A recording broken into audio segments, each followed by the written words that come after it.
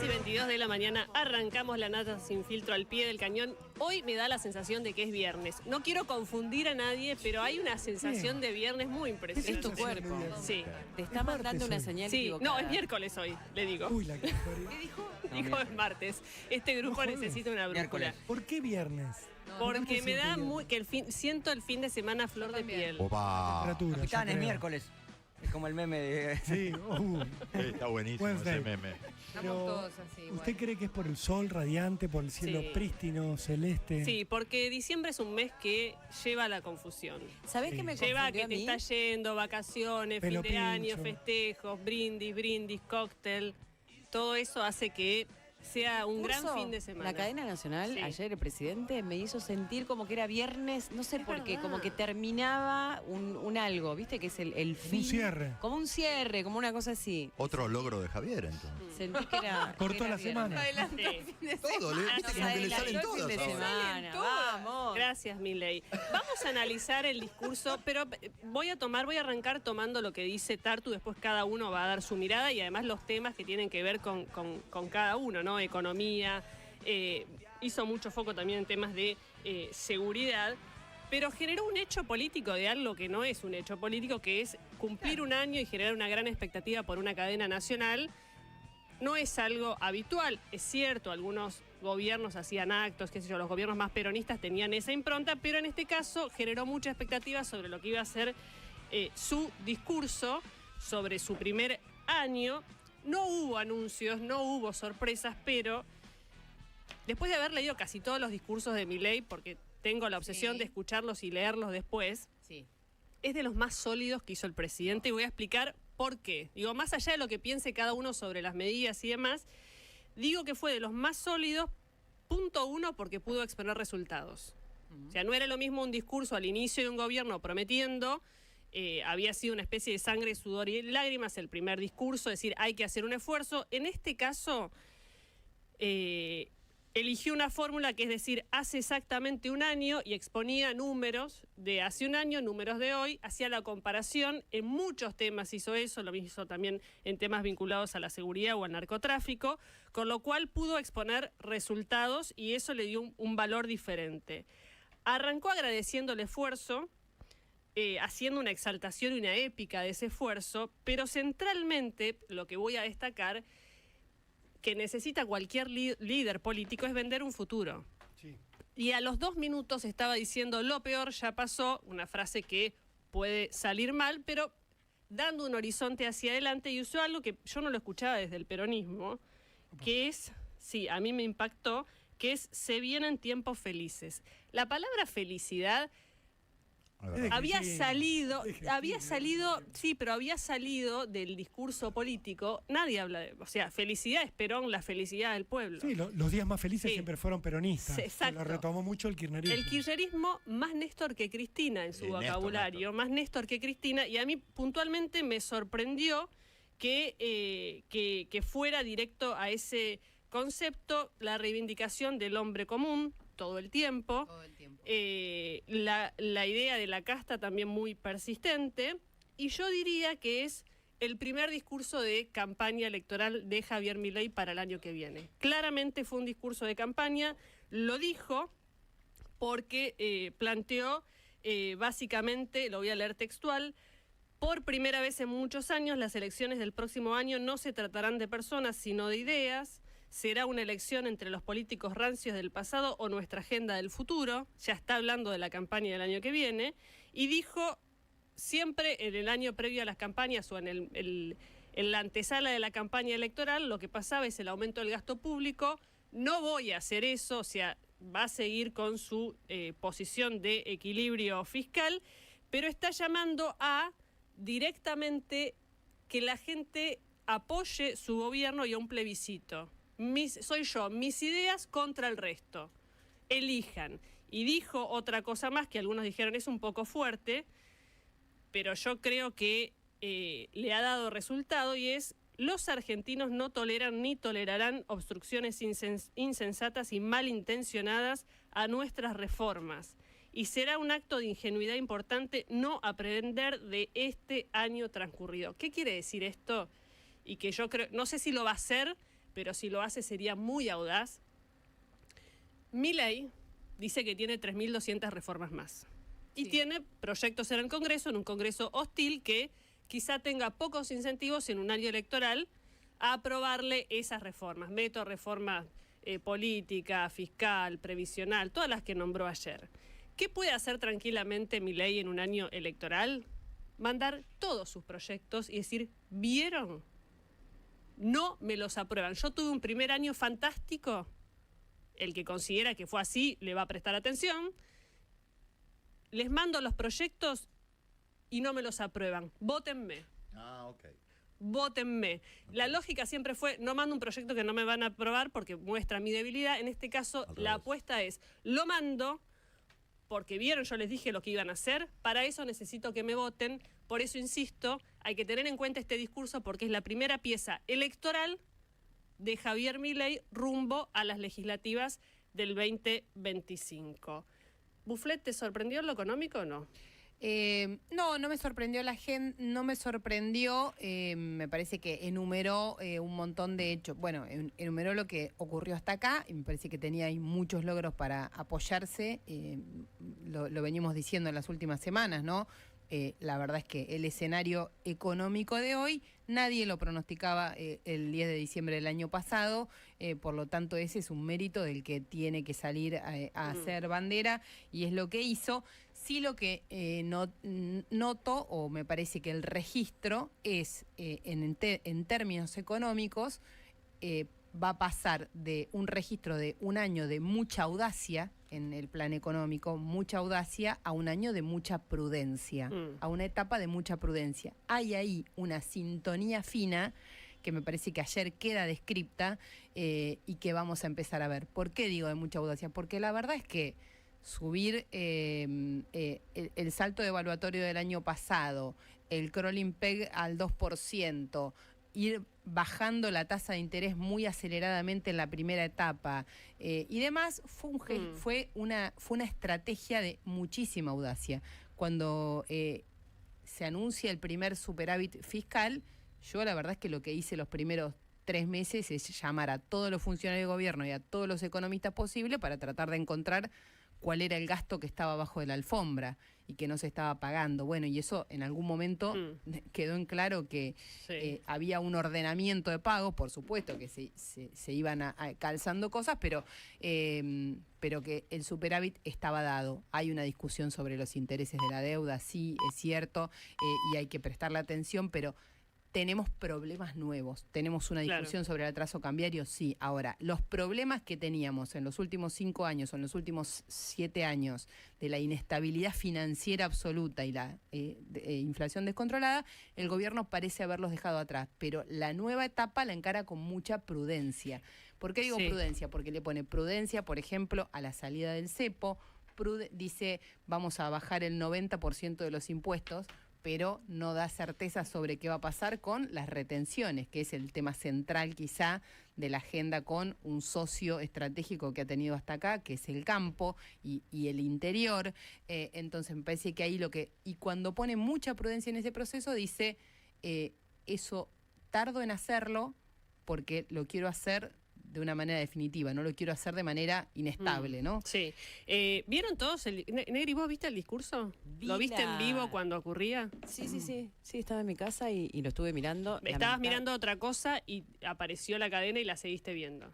No es que te pusiste a ver específicamente. Sabía, estaba pendiente que el presidente iba a dar un mensaje y me interesaba saber qué era lo que iba a anunciar, lo que iba a decir, el balance que iba a hacer del primer año. La verdad que estaba muy interesada y lo estaba esperando, no es que estaba el televisor. O sea, generó... No, porque me parece interesante saber si es que te apareció Milei y lo viste o si no fue casual. En mi caso no fue casual. Y lo viste completo.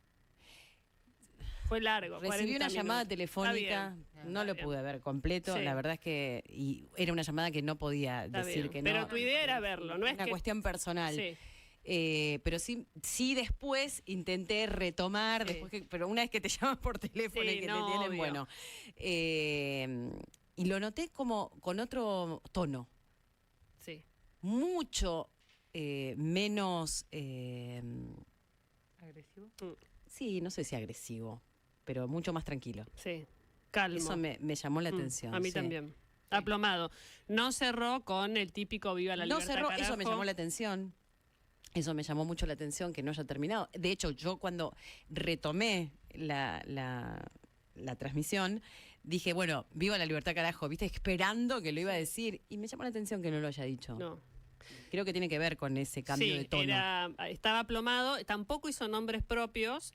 Por ejemplo, cuando quiso referirse a Massa, Exactamente. dijo un degenerado fiscal que no lo voy a nombrar. No hizo solamente a la hermana. Sí, a la hermana. A la es verdad, hermana, a Karina. ¿no? Sí, le agradeció. Me llamó la a atención Karina. Patricia Bullrich, Mm, que sonreía, sí. por ejemplo. Estaba con los 12 apóstoles. Después lo voy a contar, los 12 apóstoles. ¿Los de Sierra Chica? No. No, por favor. No, pero Eso no termina. Comen empanadas de gente, Hay, eso, hay ¿no? otros más famosos. Sí. Y después la ausencia de la vicepresidenta también, ¿no? mm, Me parece que es un tema. Tarjeta roja, sí. No fue invitada, claramente. Y ella hizo tarde un balance de su propia gestión en el Senado, pero durante todo el día, cuando todos tenían, ministros, el propio presidente, mensajes acerca del año de la asunción, no había puesto absolutamente nada en referencia a los dos, ¿no? A presidente y vice. Esa relación ya está completamente rota. García, ¿usted vio el discurso? ¿Estaba corriendo? No, estaba en un evento de la marca de las 3 tiras. Ah, bueno. Bueno. Pero cuando llegué a mi casa no fue que dije, uy, me lo perdí, lo voy a buscar. La verdad es que no, en ningún momento tuve interés en seguir el discurso para nada.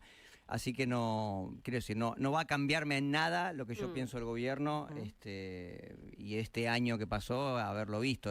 Creo que por eso también, ¿no? No me afecta. Por supuesto, nos deseo a todos lo mejor, quiero decir, pero no va a cambiar mi voto. Mi voto va a seguir, quiero decir, voté a este gobierno y lo voy a volver a votar sin lugar a dudas.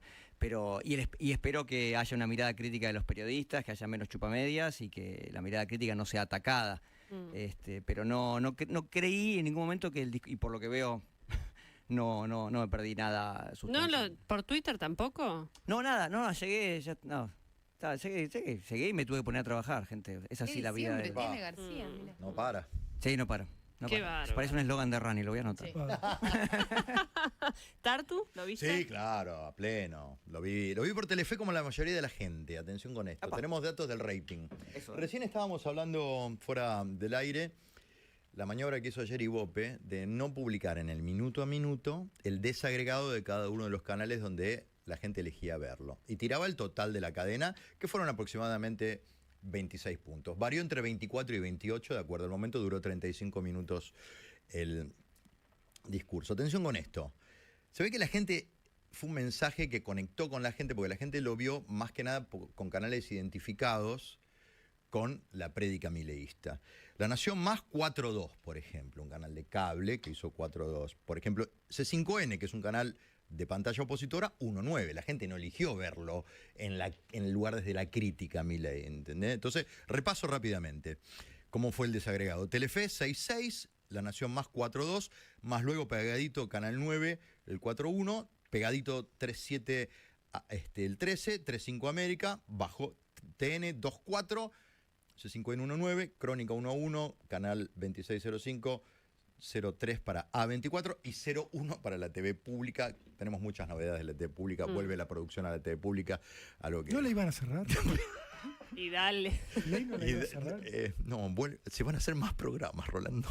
Dios mío. Pero sí, la verdad que estuvo bien. Bueno, qué sé yo. Yo lo vi con interés porque conozco gente que conoce a Demian Reidel y me dijeron, estate atento que va a tener un gran protagonismo.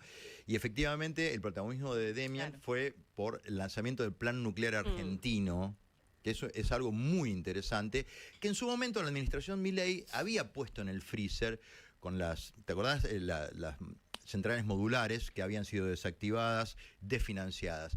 Y Demian, que es del Instituto Balseiro, lo convenció a Javier Milei de que había una oportunidad ahí, no solo de exportación de las CAREM, sino de generación barata de energía en toda la Argentina. Dos cosas, con esto cierro. Para inteligencia artificial, que es lo que está motorizando Demian, pero por ejemplo, una central nuclear chiquita te puede perfectamente satisfacer las necesidades energéticas de Tandil, una sola. En las afueras de Tandil la pones, ya está. Fuera de la grilla eléctrica y de todo el problema. Entonces, eso se viene y me parece genial eso. No, no, me parece extraordinario eso. Antes de pasar a Rolo, porque Milei puso el foco en el tema inseguridad y narcotráfico, mencionabas a Reidel. ¿Y cuáles fueron los elegidos?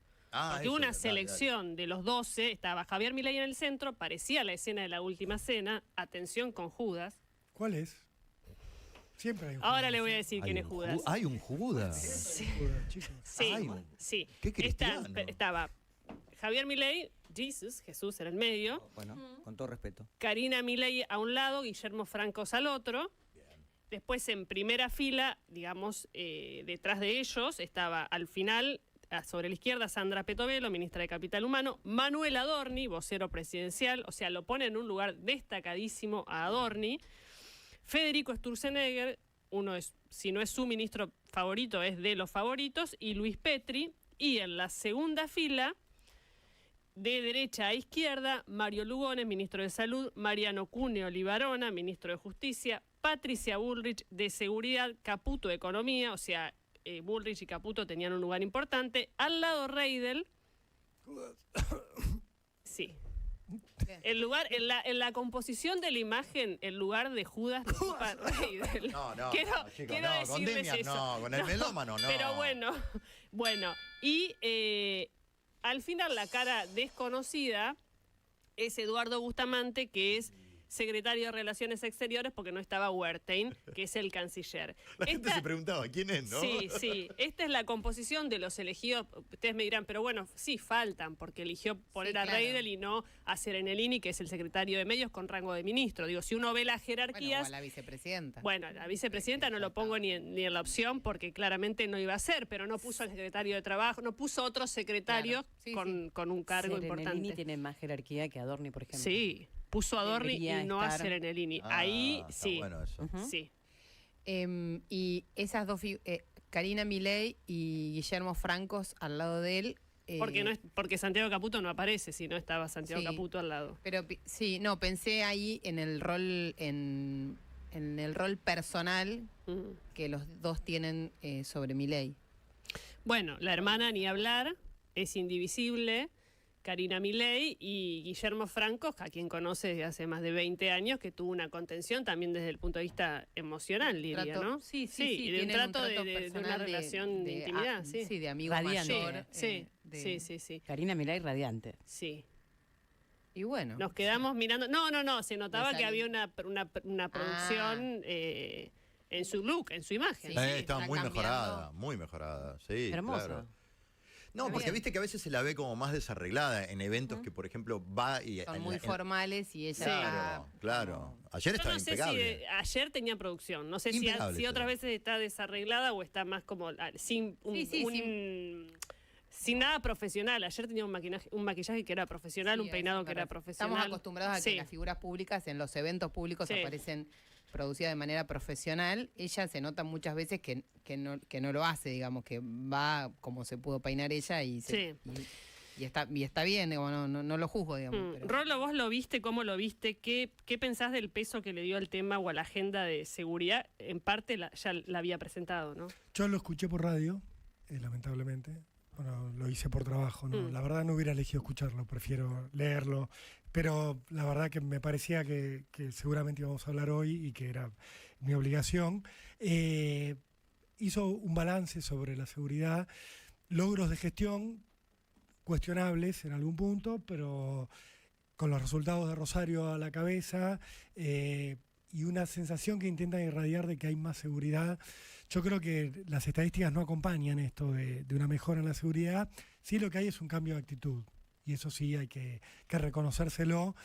No lo digo como algo negativo, digo el tema de la seguridad es muy, muy delicado, muy complejo y le va a llevar hasta más tiempo de resolución, si es que lo logra resolver en algún momento, que la inflación, que ya de por sí era difícil, pero la inseguridad le va a llevar mucho tiempo porque además tiene un escollo ineludible, Jessy, que es la provincia de Buenos Aires. Ya lo he dicho 1000 veces, pero lo reitero, el 50% de los delitos que ocurren en la Argentina ocurren en la provincia de Buenos Aires. Esto es estadística pura. Si vos querés bajar los delitos en la Argentina, tenés que bajar los delitos en la provincia. No te queda otra, porque son la mitad. El 50% de tu estadística se da en la provincia. Si vos no tenés buena sintonía, y vos no tenés sobre todo un buen laburo en la provincia de Buenos Aires, que ya les anticipo, no lo hay, es un horror la gestión de la seguridad en la provincia de Buenos Aires, va a ser difícil que el gobierno nacional pueda mostrar resultados. Esto va a ser un escollo. Veremos cómo lo supera. Históricamente hay dos caminos. O los prendés fuego públicamente y decís el problema son ellos, o le pones todos los fierros para solucionarlo, lo cual electoralmente es un arma de doble filo, porque vos le solucionás o le mejorás la situación de la seguridad a la provincia y quien lo va a facturar en las urnas es el oficialismo provincial. Veremos cómo lo resuelve esto y también veremos si Patricia se queda a dar esa lucha, que ella la conoce bien y sabe que es difícil, o esperan a otro momento. Eso en cuanto al balance. En cuanto a los anuncios, fueron interesantes, fueron más concretos de lo que yo esperaba en algunos aspectos. Milei dijo, vamos a bajar la edad de imputabilidad. Esto lo plantea como un hecho, es un reclamo social, y él es muy sensible a esto. Tiene un proyecto presentado desde mediados de año. Hubo ahí una discusión y una interna en el gobierno. Patricia quería poner la edad de imputabilidad en los 13 años, hoy es de 16 la imputabilidad, y Mariano Cuniol Levarona quería ubicarla en los 14 años. Esa pulseada la ganó Patricia, pulseada política. El proyecto va a ir por crear un régimen penal juvenil para los que delinquen teniendo entre 13 y 18 años. Como lo dijo ayer Milei, nosotros lo que queremos es que si es maduro para delinquir, sea maduro para sufrir las consecuencias. Así lo dijo, no entró en este detalle que yo les estoy dando, pero lo puso como a la cabeza de sus objetivos. ¿Qué planteó también, y esto no se esperaba tanto, que va a convertir a la Policía Federal en el FBI? Se lo simplifico. Dijo, va a convertirse en una agencia federal de investigaciones. Varias cuestiones para comentar acá, Jessy. La primera vez que se planteó esta idea públicamente la hizo Néstor Kirchner. Fue un proyecto que le acercó Gustavo Vélez en la presidencia de Kirchner. Se hizo un anuncio público en su momento. Después, vos lo sabés mejor que yo, Jessy, Vélez terminó eyectado de aquella administración y todo ese proyecto que la Policía Federal resistía quedó archivado. ¿Cuál es el tema con la Policía Federal? Para que lo entiendan. La Policía Federal es la policía de la ciudad de toda la vida. Se creó en los tiempos de la colonia. Era la policía que custodiaba el fuerte después de la fundación de Buenos Aires. Durante muchos años fue la policía de Buenos Aires. De hecho, hasta avanzado el rosismo, eran la misma la policía porteña que la policía de la provincia. Finalmente se decide crear el Distrito Federal y se parten las dos policías. Queda la bonaerense por un lado y la policía de la ciudad a la cual no les gustaba el nombre. Fue Policía de la Ciudad, Policía de la Capital. Cuando llega Perón, decide que se llame Policía Federal. ¿Por qué? Porque es el Distrito Federal, no porque fuera nacional. ¿Qué ocurrió cuando la ciudad de Buenos Aires se transforma en un distrito autónomo en los tiempos de la Rúa? Que la Policía Federal pasa a ocuparse principalmente de la ciudad de Buenos Aires, de las comisarías porteñas, pero ya no tiene una incidencia nacional clara. Avanzan las reformas, todo el tema del traspaso, se crea una policía de la ciudad, autónoma de la federal, que toma gente, pero autónoma, y la Policía Federal, cuando se termina de hacer la división, se queda sin distrito, no tiene territorio. Entonces, tiene muchos agentes, tiene más de 20.000 policías, pero no tiene territorio. ¿Qué tiene? Delegaciones en el interior del país. ¿Qué tiene que hacer? Luchar contra delitos federales, trata de personas, narcotráfico, secuestros extorsivos, pero no termina de estar definida como tal. ¿Y qué diferencia tendría si se convierte en agencia? Lo que quieren hacer es el modelo FBI. Nos ocupamos como agencia de todos los delitos federales, se deja explícito que tenemos presencia en todas las provincias de la Argentina, que nosotros somos el Cuerpo Federal de Investigaciones, que ante cualquier delito intervenimos automáticamente nosotros, delito federal, y que se corren las policías provinciales. Como ocurre, ¿vieron las películas cuando están el sheriff y de repente aparece uno y le dice, ¿esto es una causa federal? Sí. Lo mismo quieren que ocurra, que sea un cuerpo federal con investigaciones propias y darle otro vuelo a esta fuerza. Es una buena idea, a mí me parece que es la forma de aprovechar a la federal. ¿Por qué se demoró esto también? Porque en algún momento Patricia Bullrich quería que este rol lo ocupara Gendarmería. Esto por una cuestión de afinidad, de preferencia, de que ella, cuando era la ministra de Seguridad de Macri, le puso guita guita en buenos términos, presupuesto a Gendarmería. ¿Se acuerdan que la pericia de Nisman Sí. y otras cosas sensibles las hizo Gendarmería? Porque ella confiaba en Gendarmería y quería que la Fuerza Federal fuera la Gendarmería. Bueno, ahora evidentemente esto va a ser la Policía Federal, Gendarmería quedará con otras tareas. Y ahí me parece que es donde entra el otro anuncio que hizo Milei, que es: vamos a crear una unidad antinarcoterrorista en la triple frontera.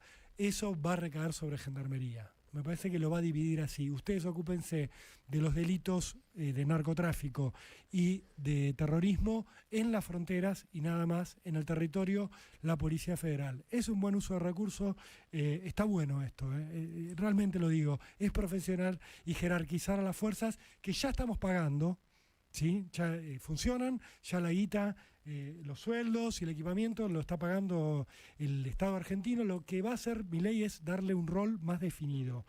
Esto está bueno. ¿Para eso necesita pasar por una ley? No. No, Ok. esto es redefinir. Y lo de la federal Esto tampoco. Lo puede hacer por decreto incluso. Digo, no va a tener problemas con esto porque es un cambio funcional. Va a tener que resolver el tema del jefe de la policía. Hoy, como hablábamos ayer, el Luis Roger, Sí. ayer me decían, pobre, lo que más tuvo un conflicto porque se casó este hombre en Misiones y lo acusaba, una denuncia, de haber usado el avión de la Policía Federal para llevar a los invitados al casamiento. ¿Cómo están con las fiestas, no? Sí. Todos. Lo desmintieron desde Policía Federal, dijeron, no, el avión que están diciendo en realidad está en reparaciones, no es así, pero ahí hay un tema por resolver. Me parece que hay una idea de cambiar la cúpula de la Federal con miras a este proyecto. Veremos qué ocurre, chicos. Luego, se va a impulsar, dijo el presidente, una reforma penal y una nueva ley de seguridad interior, además de una nueva ley de reiterancia. Esto en cuanto a leyes. Lo hago Sí. muy simple. Ley de reiterancia es que el tipo que cae preso por segunda vez, no que recibe otra condena, no tenga los mismos beneficios que el que cae que el primerizo. Esto pasa en cualquier lugar del mundo, en la Argentina no. Te tratan igual si tuvieras 1, 5, 10 detenciones. La Ciudad de Buenos Aires, que va en la misma línea, ya aprobó una ley a instancia de Jorge Macri.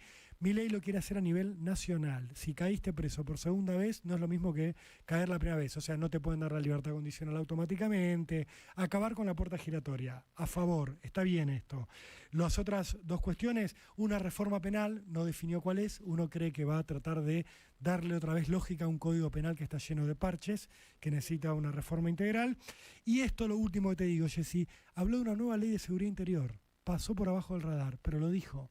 Va a haber una nueva ley de seguridad interior. ¿Cuál es el tema de la ley de seguridad interior? ¿En qué nos afecta? La ley de seguridad interior dice que el ejército, las Fuerzas Armadas, no pueden hacer tareas de seguridad interior. No pueden estar en las calles combatiendo el delito. ¿Por qué? Por la ley de seguridad interior que se sancionó después de la última dictadura, donde ya vimos lo que hicieron. ¿Qué quiere Patricia? ¿Qué quiere Petri? Que el ejército, la marina y la Fuerza Aérea puedan apoyar, sobre todo en cuestiones de terrorismo y de narcotráfico, a las fuerzas de seguridad. Para eso necesitan reformar la ley de seguridad interior. Bien, uno de los temas vinculado a lo económico fue la competencia de monedas. Durante la campaña Milei hablaba de dolarización, ahora de competencia de monedas. De hecho, dijo, todos los argentinos podrán utilizar la moneda que quieran en sus transacciones cotidianas. Jorge Vasconcelos es economista y está en línea. ¿Qué tal, Jorge? Jessica, vos y el equipo de La Nata Sin Filtro lo saludan. Hola, ¿qué tal? Buen día, ¿cómo están? Bueno, ¿cómo funciona una competencia de monedas? Bueno, en realidad, cuando hubo convertibilidad, el 1 a 1 en la Argentina en la década del 90, había algún tipo de sustitución, pero no eliminación del peso. El presidente ayer habló también, por ejemplo, de la imposibilidad de pagar impuestos en dólares, o sea, habló de pagar impuestos, seguir pagando impuestos en pesos. Por lo tanto, hay una zona gris en la propuesta oficial. O sea, todavía no se puede saber si es que el gobierno dice, bueno, convivamos naturalmente con el dólar en una economía bimonetaria, o si es otro escenario donde vamos a promover la dolarización. Pueden ser cuestiones sutiles o de lenguaje, pero en realidad implica muchas diferencias.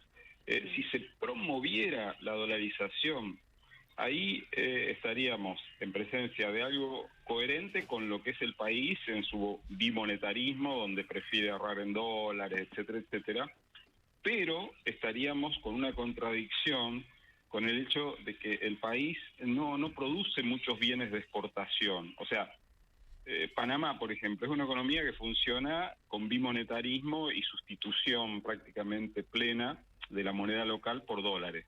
Pero en Panamá todas las actividades productivas están vinculadas al comercio exterior.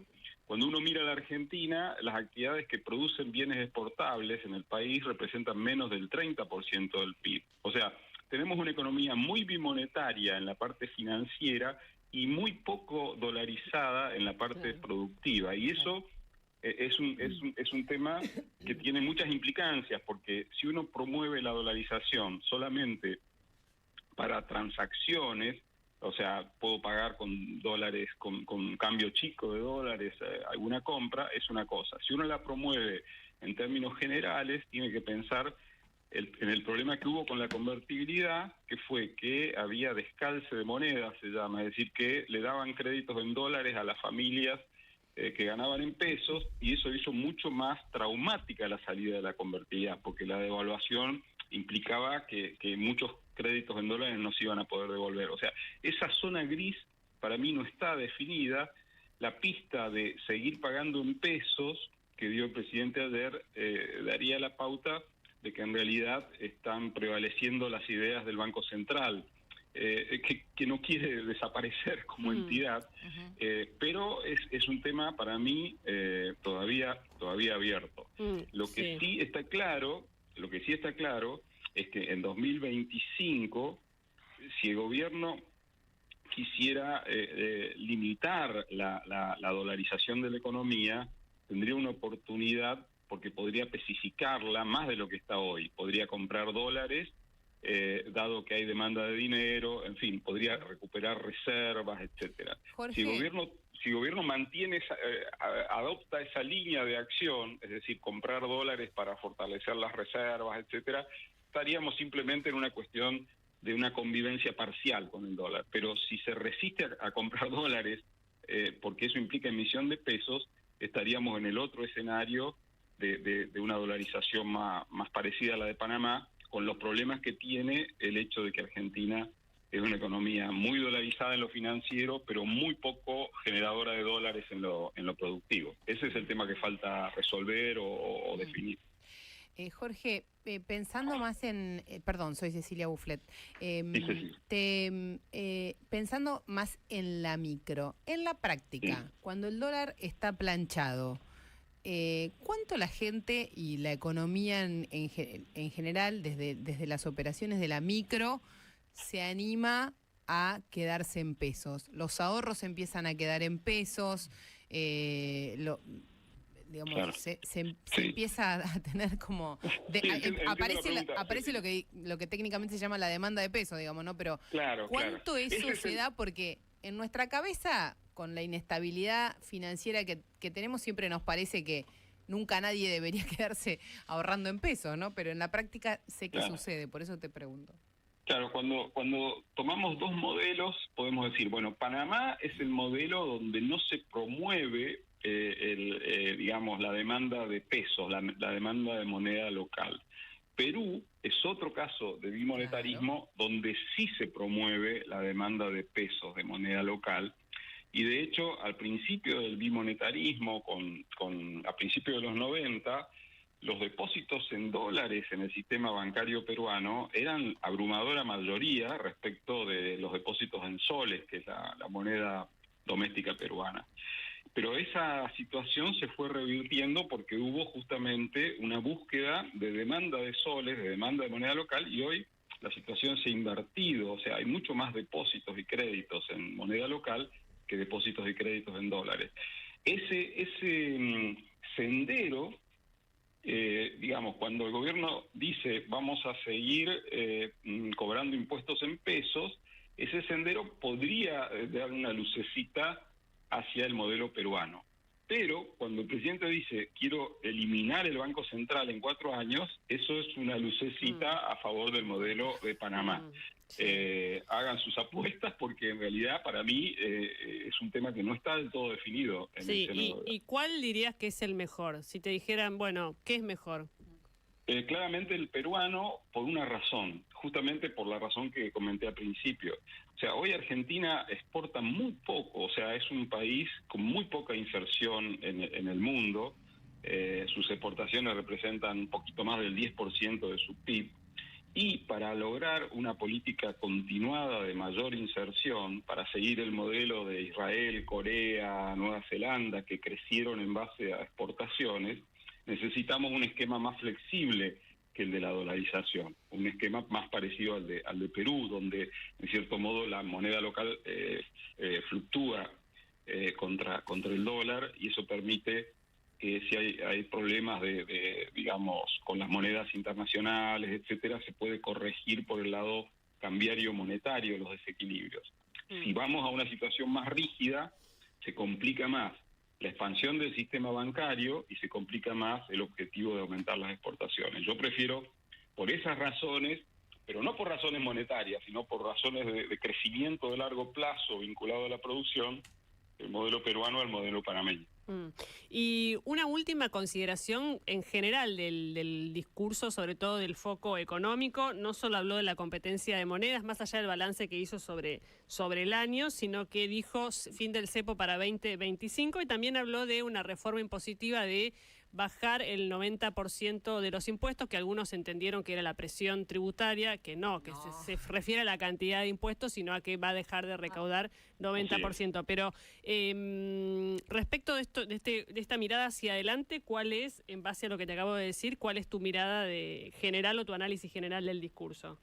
Bueno, en realidad hay un hecho concreto, y es que de las últimas 5 recesiones que hemos tenido, empezando a contar desde la recesión de 2009-2010, y contando la del COVID, la del 2020, sacando esa, digamos, de las últimas 4 recesiones que hemos tenido, esta es la que está rebotando en forma más firme comparada con todas las recesiones anteriores, y ahí incluyo la recesión del 2018-2019 bajo el gobierno de Macri.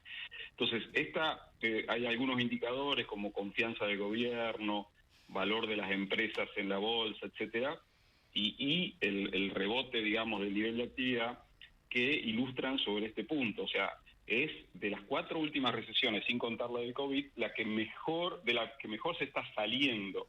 Entonces, el gobierno está apoyado en eso, y obviamente cuando la inflación es un velo, en realidad, la inflación es un enorme problema, pero a su vez cumple un rol de tapar un montón de otros problemas, que son los problemas estructurales de la economía. Claro. Al bajar la inflación, se corre el velo, y entonces aparece más claro todo lo que el gobierno tiene que hacer para reformar la economía, y aparece más claro todo lo que la sociedad va a demandar una vez que considere que la estabilidad es un bien adquirido, digamos, y que, bueno, entonces, una vez que tengo la estabilidad como bien adquirido, busco otras reformas o demando otras reformas, educación, salud, etcétera, etcétera. O sea, la inflación al bajar está quitando un velo, y la agenda de la gente va a agregar un montón de otras demandas vinculadas sobre todo con la calidad de los servicios públicos, y la función del gobierno es atender esas nuevas demandas sin parar en las reformas, porque obviamente hoy, como está la economía estructuralmente, no está en condiciones de ser productiva, de ser eficiente, de lograr más exportaciones, como decía antes.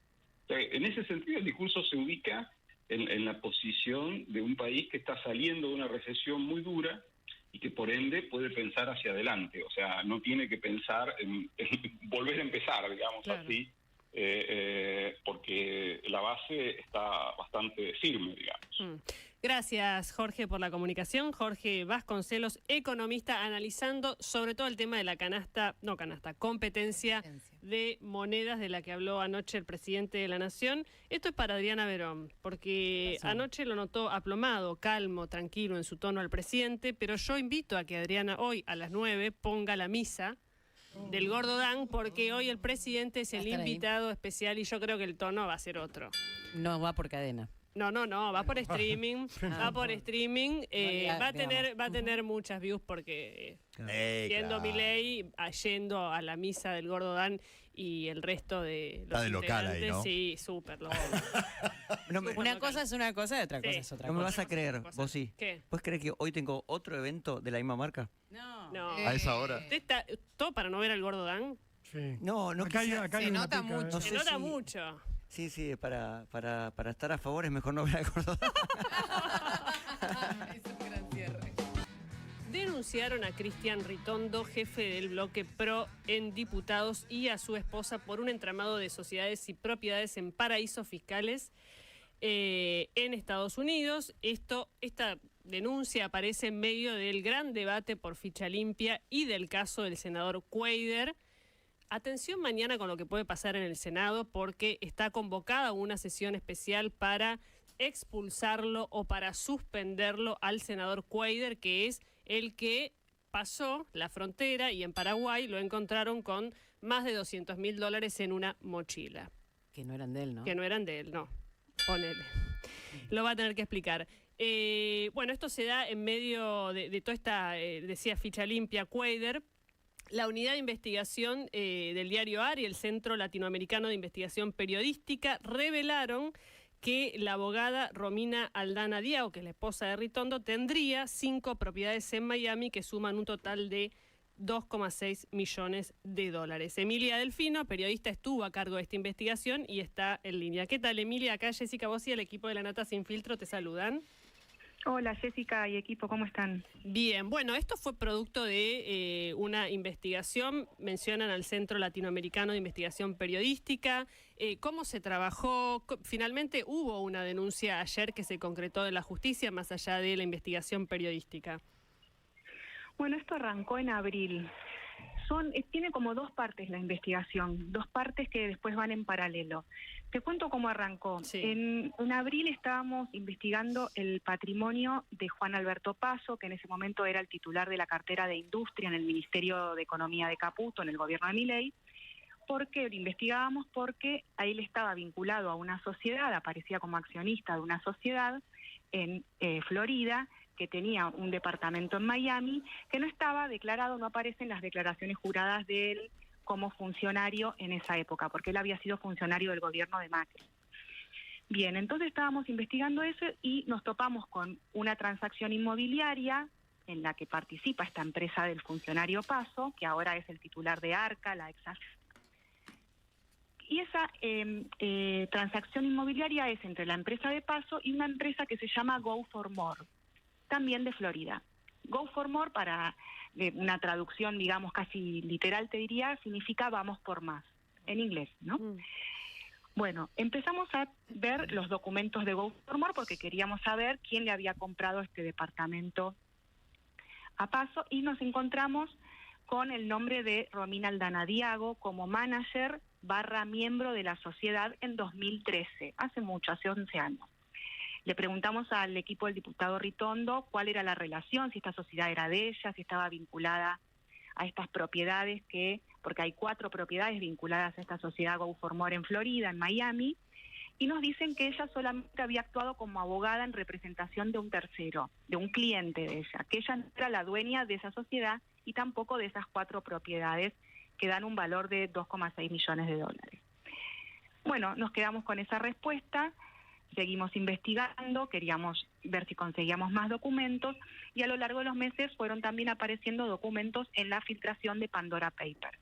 Esta vez esos documentos ya no eran públicos como los documentos que habíamos visto de Paso, porque recordemos que en Florida, en Estados Unidos, los registros de la propiedad y los registros de las corporaciones, las sociedades, son públicos.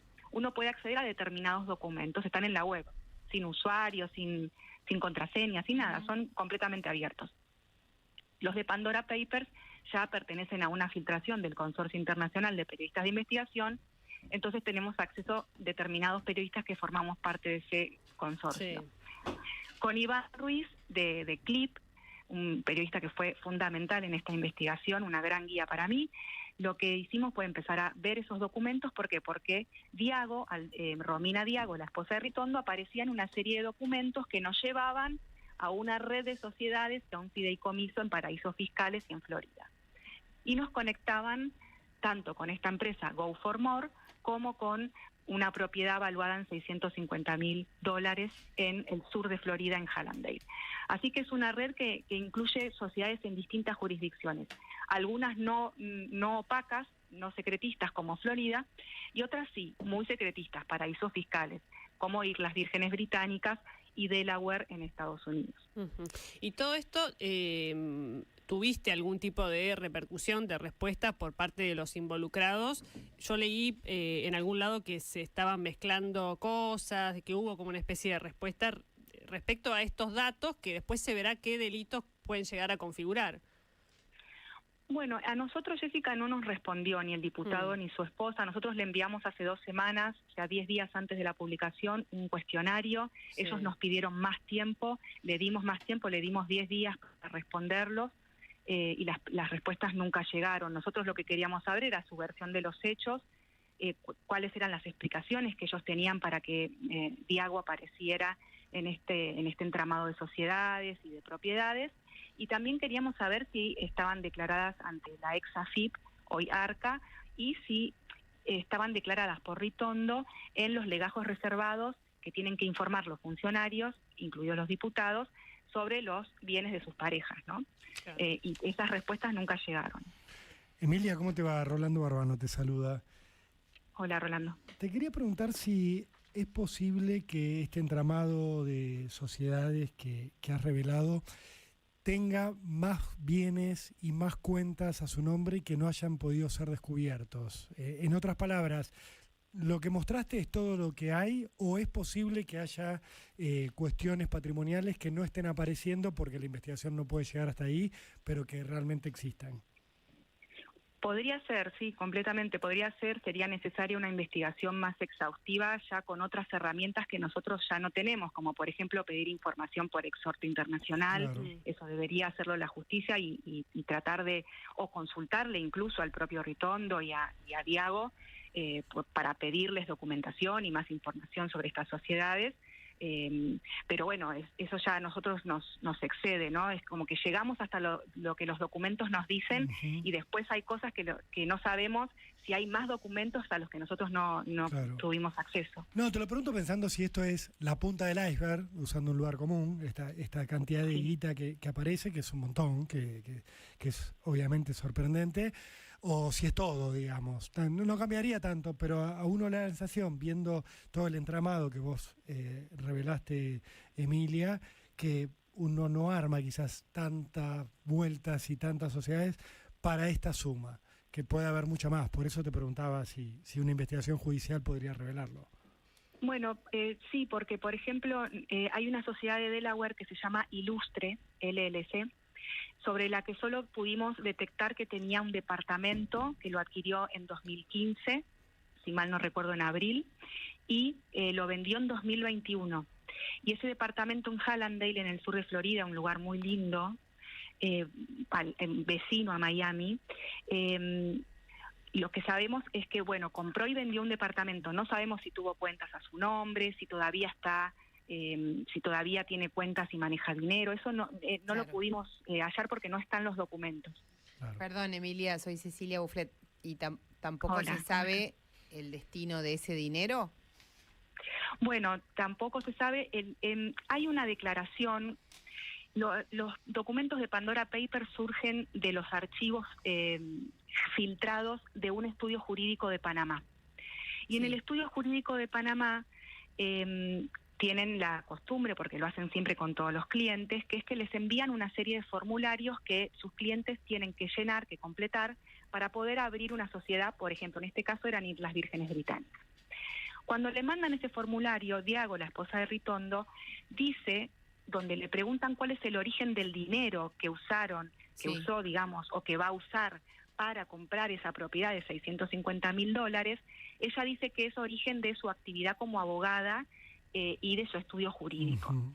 Hasta ahí es el dato que tenemos es ese, que ella le declara al estudio jurídico esto y bueno, lleva su firma de puño y letra el formulario, ¿no? Ujú. Está bien. Y todo este entramado, la fecha de creación, ¿es 2013, 2014, 2015? ¿Es en ese tiempo o después hay como distintas actualizaciones a lo largo de los años?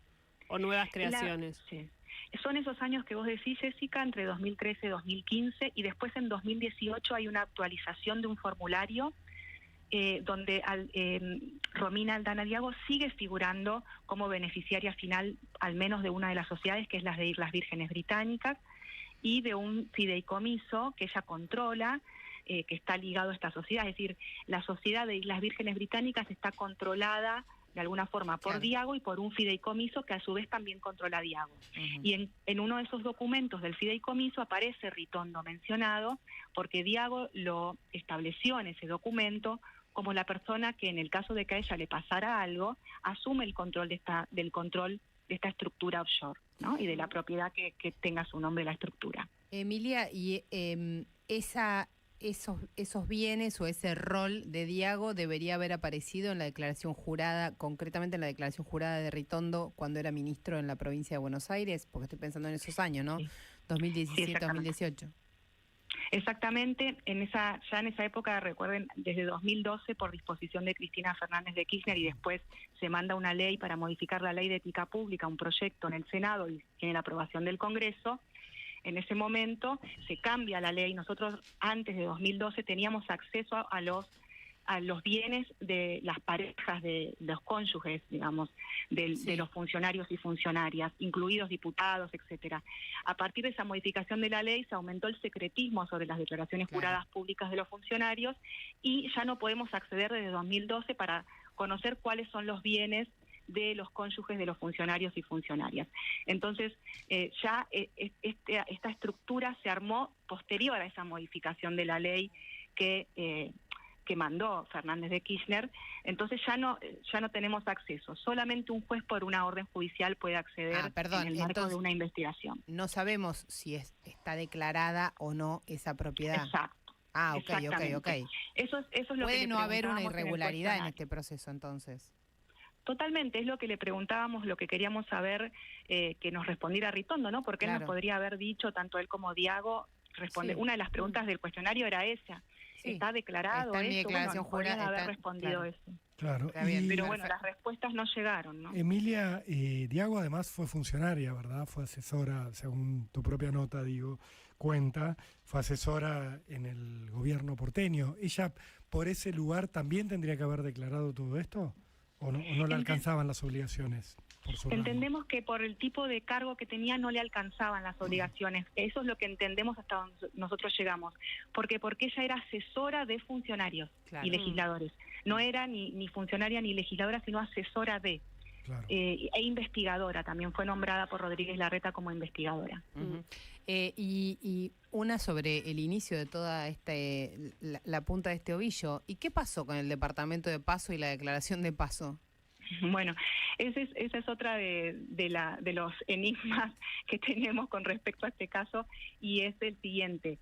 A nosotros Paso sí nos respondió a través de sus voceros en su momento en abril, y lo que nos dijo es que eso le pertenecía a su esposa, que es empresaria, y que estaba debidamente declarado ante la FIP, hoy ARCA, por ende estaba todo en regla. Ahora, Claro. en los documentos públicos de Florida, él aparece como accionista de la sociedad que tiene la propiedad.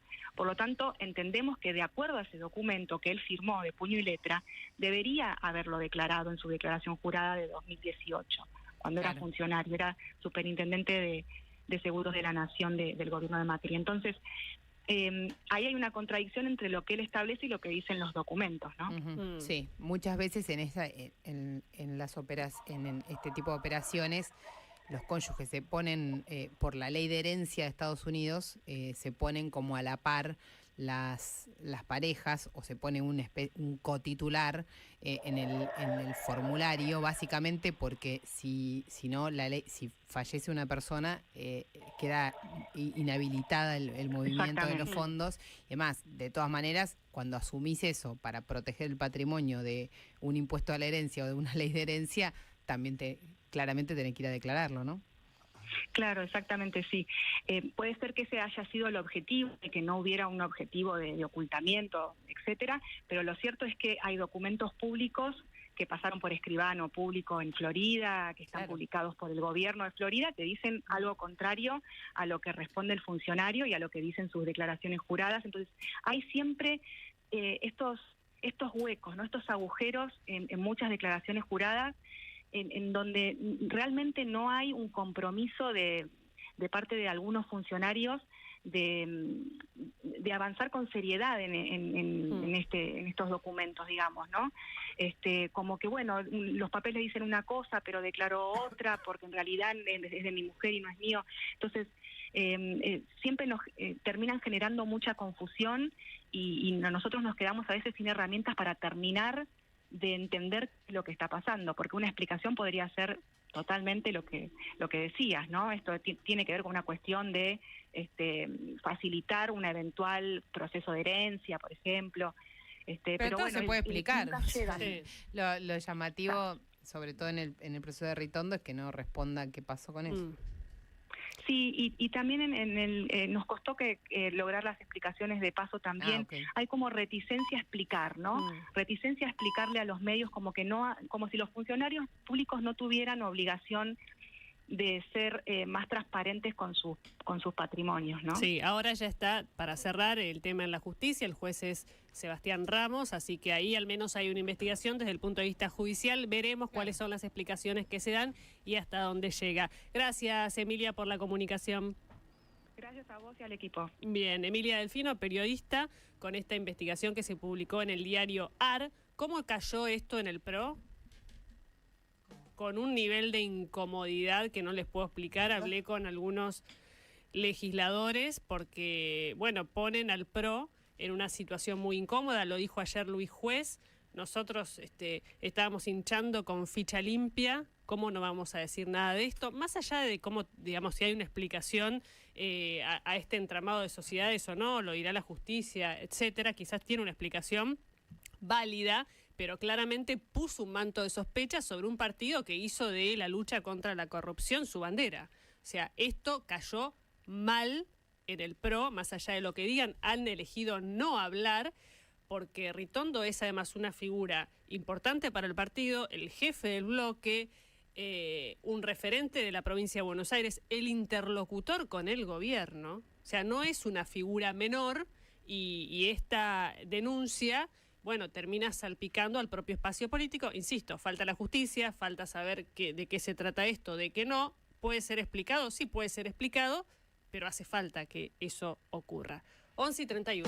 Habló Fabiola Yáñez, la ex primera dama, que denunció a Alberto Fernández por violencia de género. Dijo en un medio español: no podría tener adelante a Alberto Fernández, es como estar al lado de alguien que te abusó. Sigue en España Fabiola Yáñez, da una entrevista, no lo hizo, lo hizo por supuesto con Infobae en su momento cuando se revela la foto sobre todo de ella golpeada, no lo volvió a hacer hasta ahora en una causa que se supone que prácticamente todo lo que es... Tumbé algo, chicos, no sé qué. Fue un rompí. efecto dominó. Ay. ¿Hay fantasmas? Pero Se ve. casi es atacada por una luz. Es radio, vamos que es radio. Sí, no pasa pensé nada. que era el termo y casi se me cae una lágrima, pero no. Está bien y está en pie Hay el fantasmas. termo. ¿Tenemos el audio de Fabiola para escucharlo? ¿Cerrado las heridas o todavía siguen abiertas? Es difícil porque es difícil escucharlo, es difícil seguir viviendo sus... Usted no podría tenerla delante. hoy No, por hoy.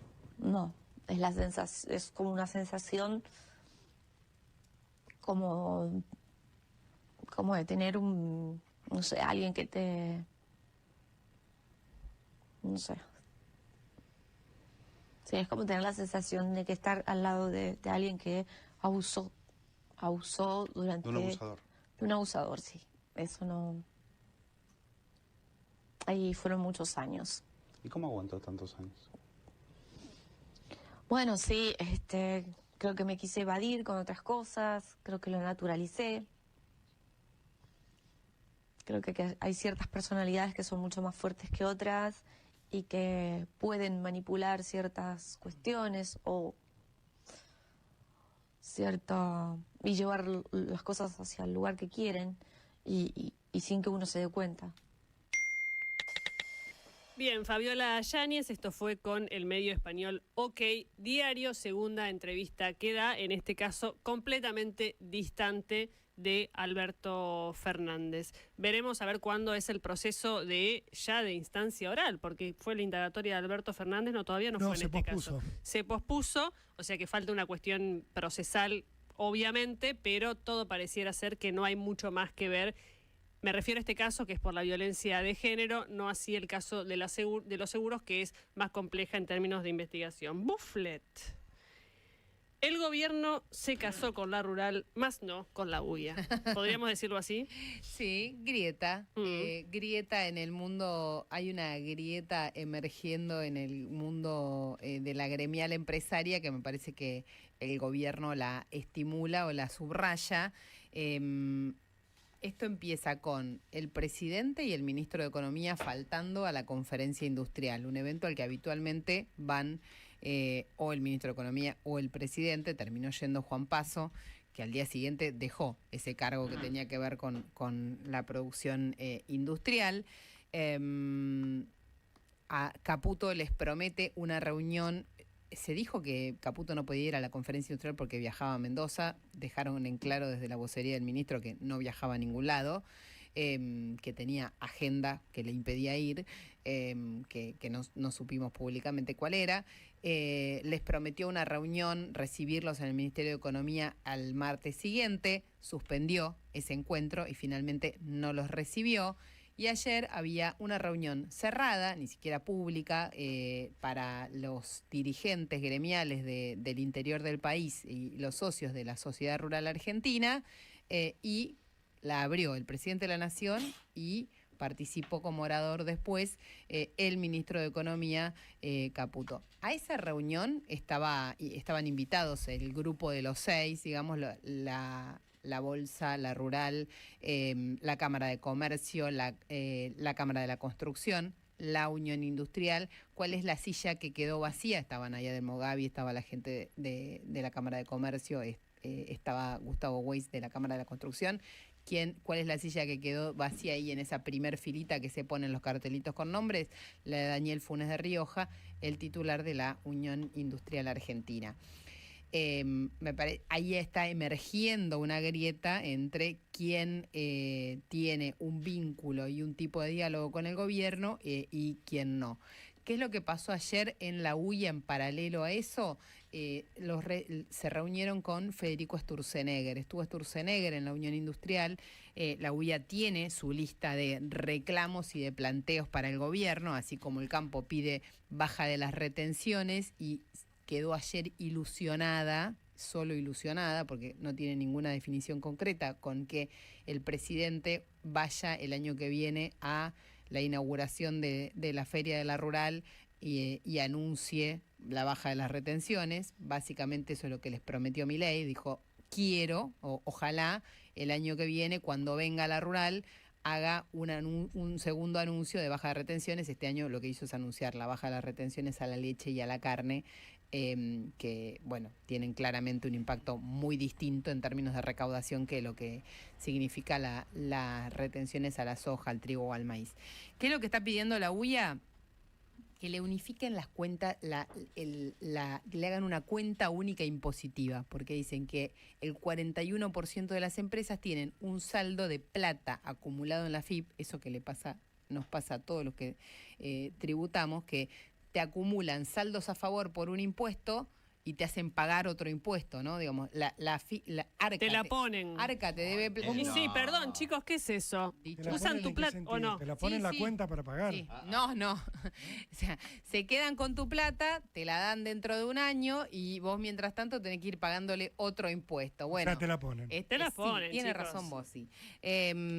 Así que eso es lo que le reclamó sobre el gobierno nacional a Sturzenegger, y también el tema del aumento. Ojo con este tema, porque está creciendo mucho esta discusión sobre el aumento de la conflictividad laboral en términos de juicios laborales y la cantidad de juicios por ART. Un tema que estaba cancelado, que había terminado con una reestructuración de la ley y demás, está volviendo muy fuerte este año con muy alta conflictividad también, y eso lo están sintiendo las empresas.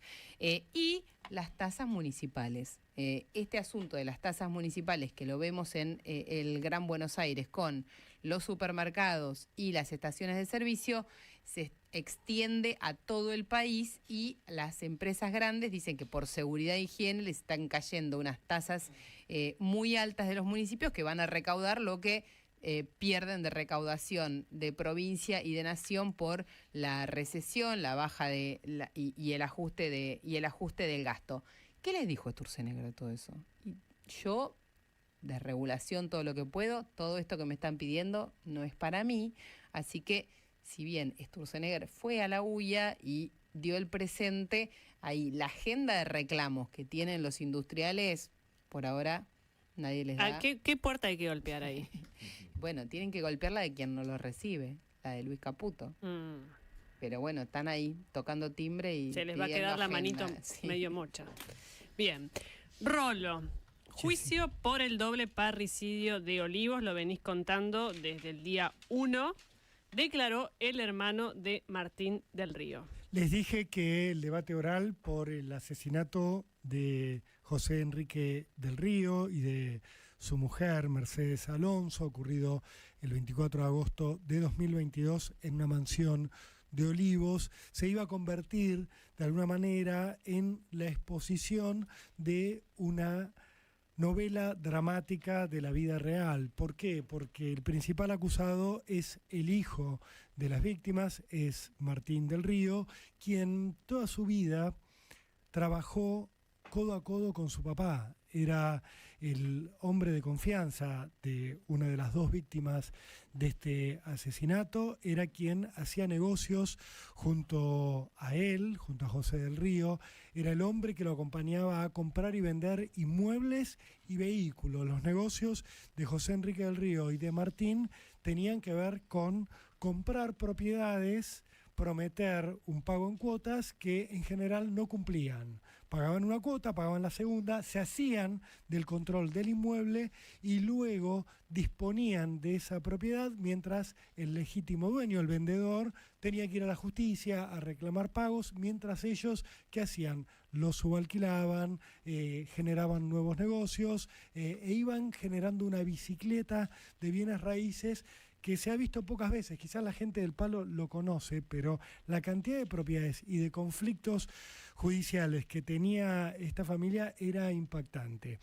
Martín del Río, como parte de esas llevar y traer propiedades, vender, hacer falsas compras, falsas ventas y alquileres, se cree que habría engañado a su propio padre con la compra de un departamento en el edificio Chateau Libertador, una compra que no había hecho, una compra en la cual él se había quedado con el dinero destinado a esa vivienda en la cual iban a habitar sus padres, y que cuando esa burbuja de mentiras se rompió, se sospecha, Martín del Río fue hasta la casa de sus padres, lo hizo caminando de Núñez a Vicente López.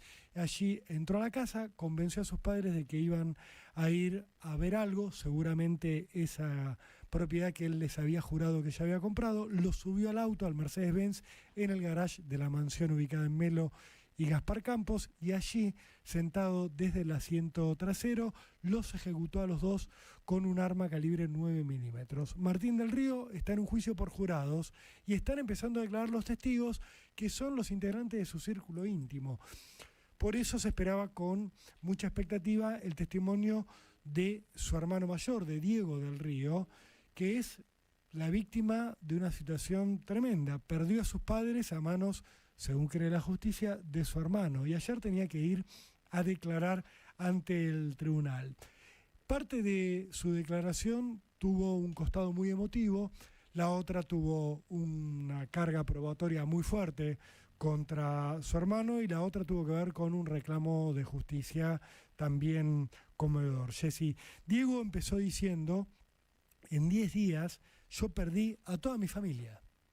a la familia con la que crecí. Primero perdí a mis padres, claro, cuando a él el 25 de agosto de 2022 le dan la noticia de que habían ejecutado a José y a Mercedes. Pero dice, a los 10 días detuvieron a mi hermano y ahí terminé de perder a mi familia. Él fue imputado, fue detenido por el doble homicidio y yo en 10 días me encontré, mientras lloraban mis papás, con que el asesino era mi hermano, mi hermano preso, se fue desvaneciendo todo lo que yo entendía como familia.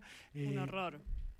La verdad, humanamente vos te pones en el lugar del tipo y decís, ¿cómo enfrentar? No sé si el asesino tenía hijos y demás, o sea, también deberá tener un rol sobre lo que le está pasando Ceci, a justamente sus sobrinos. él habló, porque claro, se te descompone la familia, muertos tus padres, tu hermano preso y además tenés a tus sobrinos, a la que era tu cuñada, porque obviamente la esposa de Martín del Río, ya les conté, pidió el divorcio cuando se dio cuenta de lo que ocurría, porque además Martín del Río tenía un amante que quedó en evidencia con toda esta causa judicial, y después están los hijos, sus sobrinos, de los cuales Diego del Río habló ayer, Milagros, de 22 años, y Santiago, de 19.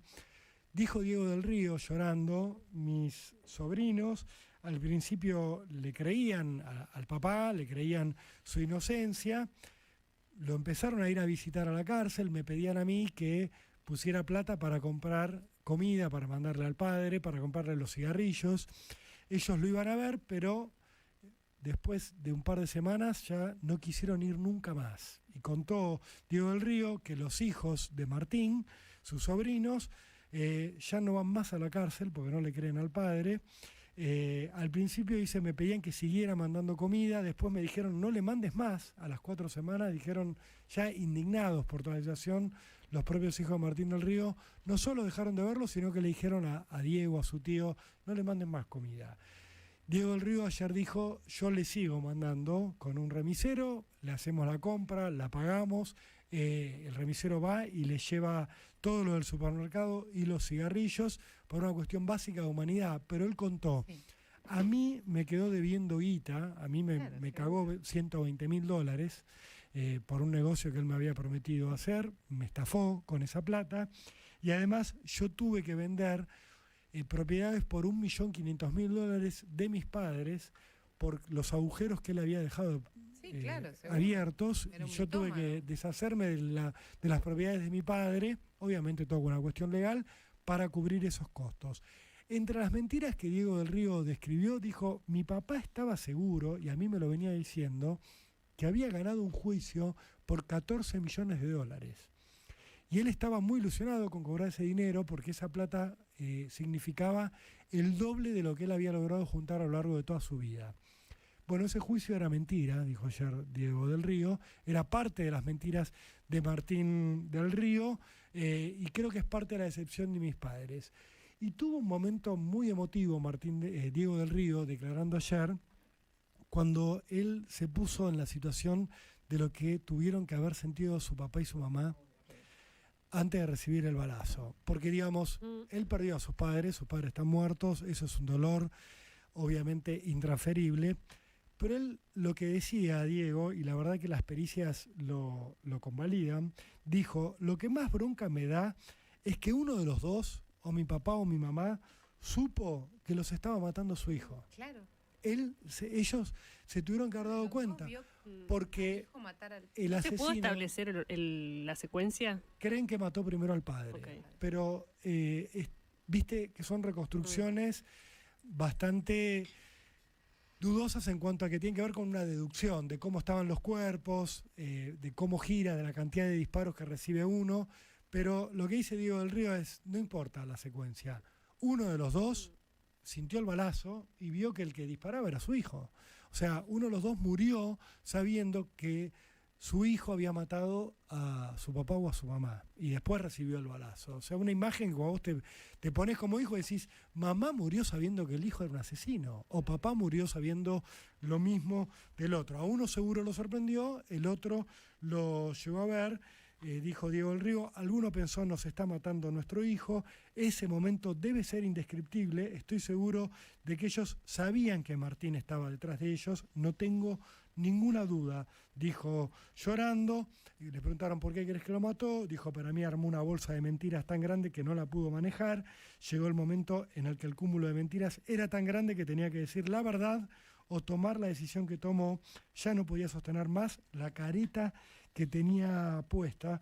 Le preguntaron en el interrogatorio qué hubiera pasado si su papá enfrentaba estas mentiras, si Martín le contaba lo que había ocurrido, y él dijo, mi viejo lo hubiera entendido, no lo hubiera dejado a gamba, se hubiera enojado y le hubiera dolido, Claro. pero nada justificaba todo esto. Hubiera sido una charla dura, dijo Diego del Río, pero si bien mi papá se hubiera enojado, nunca lo hubiese dejado tirado por cómo era mi viejo. Esto dijo Diego del Río. Y lo último, Jessy, para cerrar todo esto, más allá de toda esta cuestión emocional, que describo también porque hay un juicio por jurados. O sea, hay 12 personas comunes, como los que nos están escuchando ahora, que lo escucharon ayer a Diego y lo vieron llorando y lo vieron diciendo, yo vi el video del hombre que entra a la casa de mis padres y que sale 1:10 más tarde, que creen los investigadores es el asesino, y yo no tengo dudas, es mi hermano. El tipo que entró a esa casa es mi hermano. Con barbijo salió, ¿no? Con barbijo, con una lentes, gorra. Pero dijo, él caminaba como se lo ve caminando, era un poco rengo, es mi hermano. Imagínense para un jurado popular que Diego diga, mi hermano es el que entró a matar a mis padres, yo veo la prueba y estoy convencido. ¿Los miembros del jurado están frente a la persona que está declarando? ¿Tienen un cara a cara? Sí, lo ven cara a cara. Imagínate que eso es una experiencia emocional que más allá de la discusión de pruebas, vos estás ahí sentadito, lo ves al hermano. Martín del Río va a decir, no, Diego miente porque él se quiere quedar con todo, porque él quiere heredar a mis padres y le conviene que yo esté preso para no repartir la herencia conmigo. Fíjense si no fue él el asesino. Diego dijo ayer, eso es todo mentira. Obviamente que eso es mentira. La verdad que ya no me interesa lo que él diga. Yo estoy convencido de que fue él porque lo vi y no tengo dudas. A mi hermano siempre le dijeron el pato criollo. Un paso, una cagada. Desde que es chiquito, obviamente yo no me esperaba esto, pero él ya venía así. Así que así avanzó el juicio del Río. Jessy, que va a seguir con testimonios muy conmocionantes, va a declarar la viuda, va a declarar el ex suegro, perdón, la ex esposa de Martín del Río, el ex suegro de Martín del Río, y va a declarar la amante. Va a haber más capítulos de esta historia tremenda que se está ventilando en tribunales. Auspicia Mitre Informa Primero. Coto, yo te conozco. ¿Qué digo? Esa. Qué lindo tenerte acá, Julito. Que, mire, primero que vaya encarando el botellero, porque ya empezó el bloque, vio que ahora viene el botellero acá. No es el pierda. horario. ¿Por qué pierde su espacio en comentarios No, inconducentes? porque me distrae el botellero. Hay un Pero es el problema horario con del el botellero, que es súper puntual. ¿Qué vamos a hacer? Bueno, ¿qué quiere que haga? Bueno, ¿Cómo anda? ¿Bien? bien, noticias tenemos hoy. Epa. Primero, Esto pasa ahora. esto pasa ahora. ¿Va a dar una noticia? Ahí llegó, y yo le dije, ¿qué le Usted digo? lo llama. ¿Podemos bajar a Margarita para el botellero y que se la lleve? ¿Por qué? ¿Usted va a entregar a Margarita Peralta? No, una idea. ¿Por dinero? Capaz que la está buscando ella, no sé, qué sé yo. Ve ahí Yo no está. puedo No creer. conozco a este señor. Cosas ni- viejas, Ni, no sé. ni respaldo sus opiniones y sus dichos. Siempre del lado de Margarita Peralta. Siempre. Quiero Obvio, que quede pero grabado siempre. para la historia. Con siempre. De Margarita la vida. no. De la vida. A ver, El día 4 de la semana pasada, Facebook acaba de lanzar un comunicado de la apertura de su próximo data center de inteligencia artificial. Con una inversión de $10.000 millones, $10.000 millones en 5 años va a ser su próximo data center. Lo va a hacer en Luisiana, no lo va a hacer en otro país que no sea obviamente Estados Unidos, más que nada por la seguridad que le da ese país. Pero lo que les quería recalcar, ¿cuáles son los números que hay detrás de un data center? Pues nosotros siempre decimos data center, ¿qué es un data center? Es donde están todas las computadoras alojadas que hacen inteligencia artificial, ¿sí? O sea, todas las computadoras que generan eso que vos conocés como inteligencia artificial, a todos nosotros, ¿viste? Cuando buscas, cuando haces chat GPT y le preguntas algo, todos los modelos se hacen en estos data centers, son inmensos. ¿Cuán grandes pueden ser? Y en esto está casi ocupando más de 5 estadios de fútbol. Es un predio muy grande que lo tienen que abastecer con muchísima energía. Y la empresa que eligieron se llama Entergy, y Entergy es el que hace el comunicado que se va a hacer en Luisiana. Pero lo que les quería traer es un poco los números que hay detrás en cantidad de gente. Por ejemplo, preguntamos cuánto trabajo trae esto. Dice que el data center va a contratar 500 personas con puestos directos. 500. 1.500 personas van a trabajar de manera indirecta a lo que es el data center, y para construirlo van a necesitar 5.000 personas durante estos 5 años. Pero me parece piola entender un poco cuántos son la cantidad de gente que trae todo este tipo, o sea, mano de obra efectiva, gente trabajando bien, hipercalificada, obviamente sueldos premium. Entonces, Meta se adjudica su próximo data center en Luisiana con una inversión de 10.000 millones. Y como les nombro inteligencia artificial, creo que, no sé si hablaron del tema, pero me imagino que todos vimos el sketch que hizo Susana Jiménez con la Mari. Sí, la entrevista. Lo mencionamos, sí. Bueno, lo que hay detrás de eso, que hay detrás en tecnología de eso. Nosotros siempre decimos inteligencia artificial, pero quería explicar cómo se aplica eso. Lo que ustedes vieron es un maquillaje de inteligencia artificial. Ese es el mejor término, maquillaje. Hay una actriz que interactúa realmente con ella, que habló con ella en toda la interacción, el acting, o sea, como si fuese un cuerpo. O sea, lo hizo ella con una actriz con rasgos bastante parecidos a ella, y lo que hizo la inteligencia artificial con planos muy seleccionados, muy directos a la cara, con poco ángulo. Fíjate que todos los planos que tenía Mari eran más que nada frontales, no eran angulares. ¿Por qué? Porque le cuesta más a la inteligencia artificial, o sea, hay más error, hay más, digamos, ruido, por decirlo de alguna manera. Y lo que le ponen es una máscara de inteligencia artificial, es un maquillaje. El cuerpo existe. Y después... Sí, hablando mal y pronto, sería una especie de Photoshop en video. En video. Claro. Es una máscara. ¿Viste como Tarico que te usa una máscara generada en dibujito? Claro. Esto se graba la escena como con la persona natural, y después con inteligencia artificial se la maquilla con un entrenamiento de la cara de la película La Mari. Bueno, así no hay fake news también.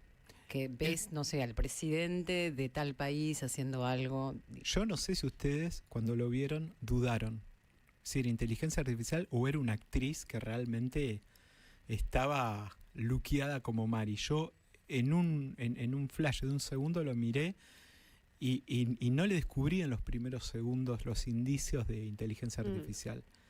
Yo después lo leí como había sido, pero mi primera impresión fue que era todo inteligencia artificial. No. Se usó, lo contó el creador. Sí, claro, lo contó. El cuerpo era una actriz, claro.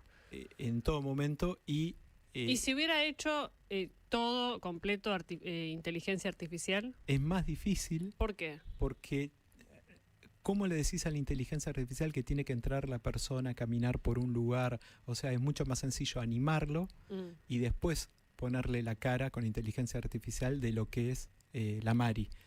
O sea, yo creo que es una mezcla de técnicas. Es muy difícil decir entre una persona por un lado y para que te lo desarrolle la inteligencia artificial, que pase por atrás del sillón y se siente. O sea, es muy difícil.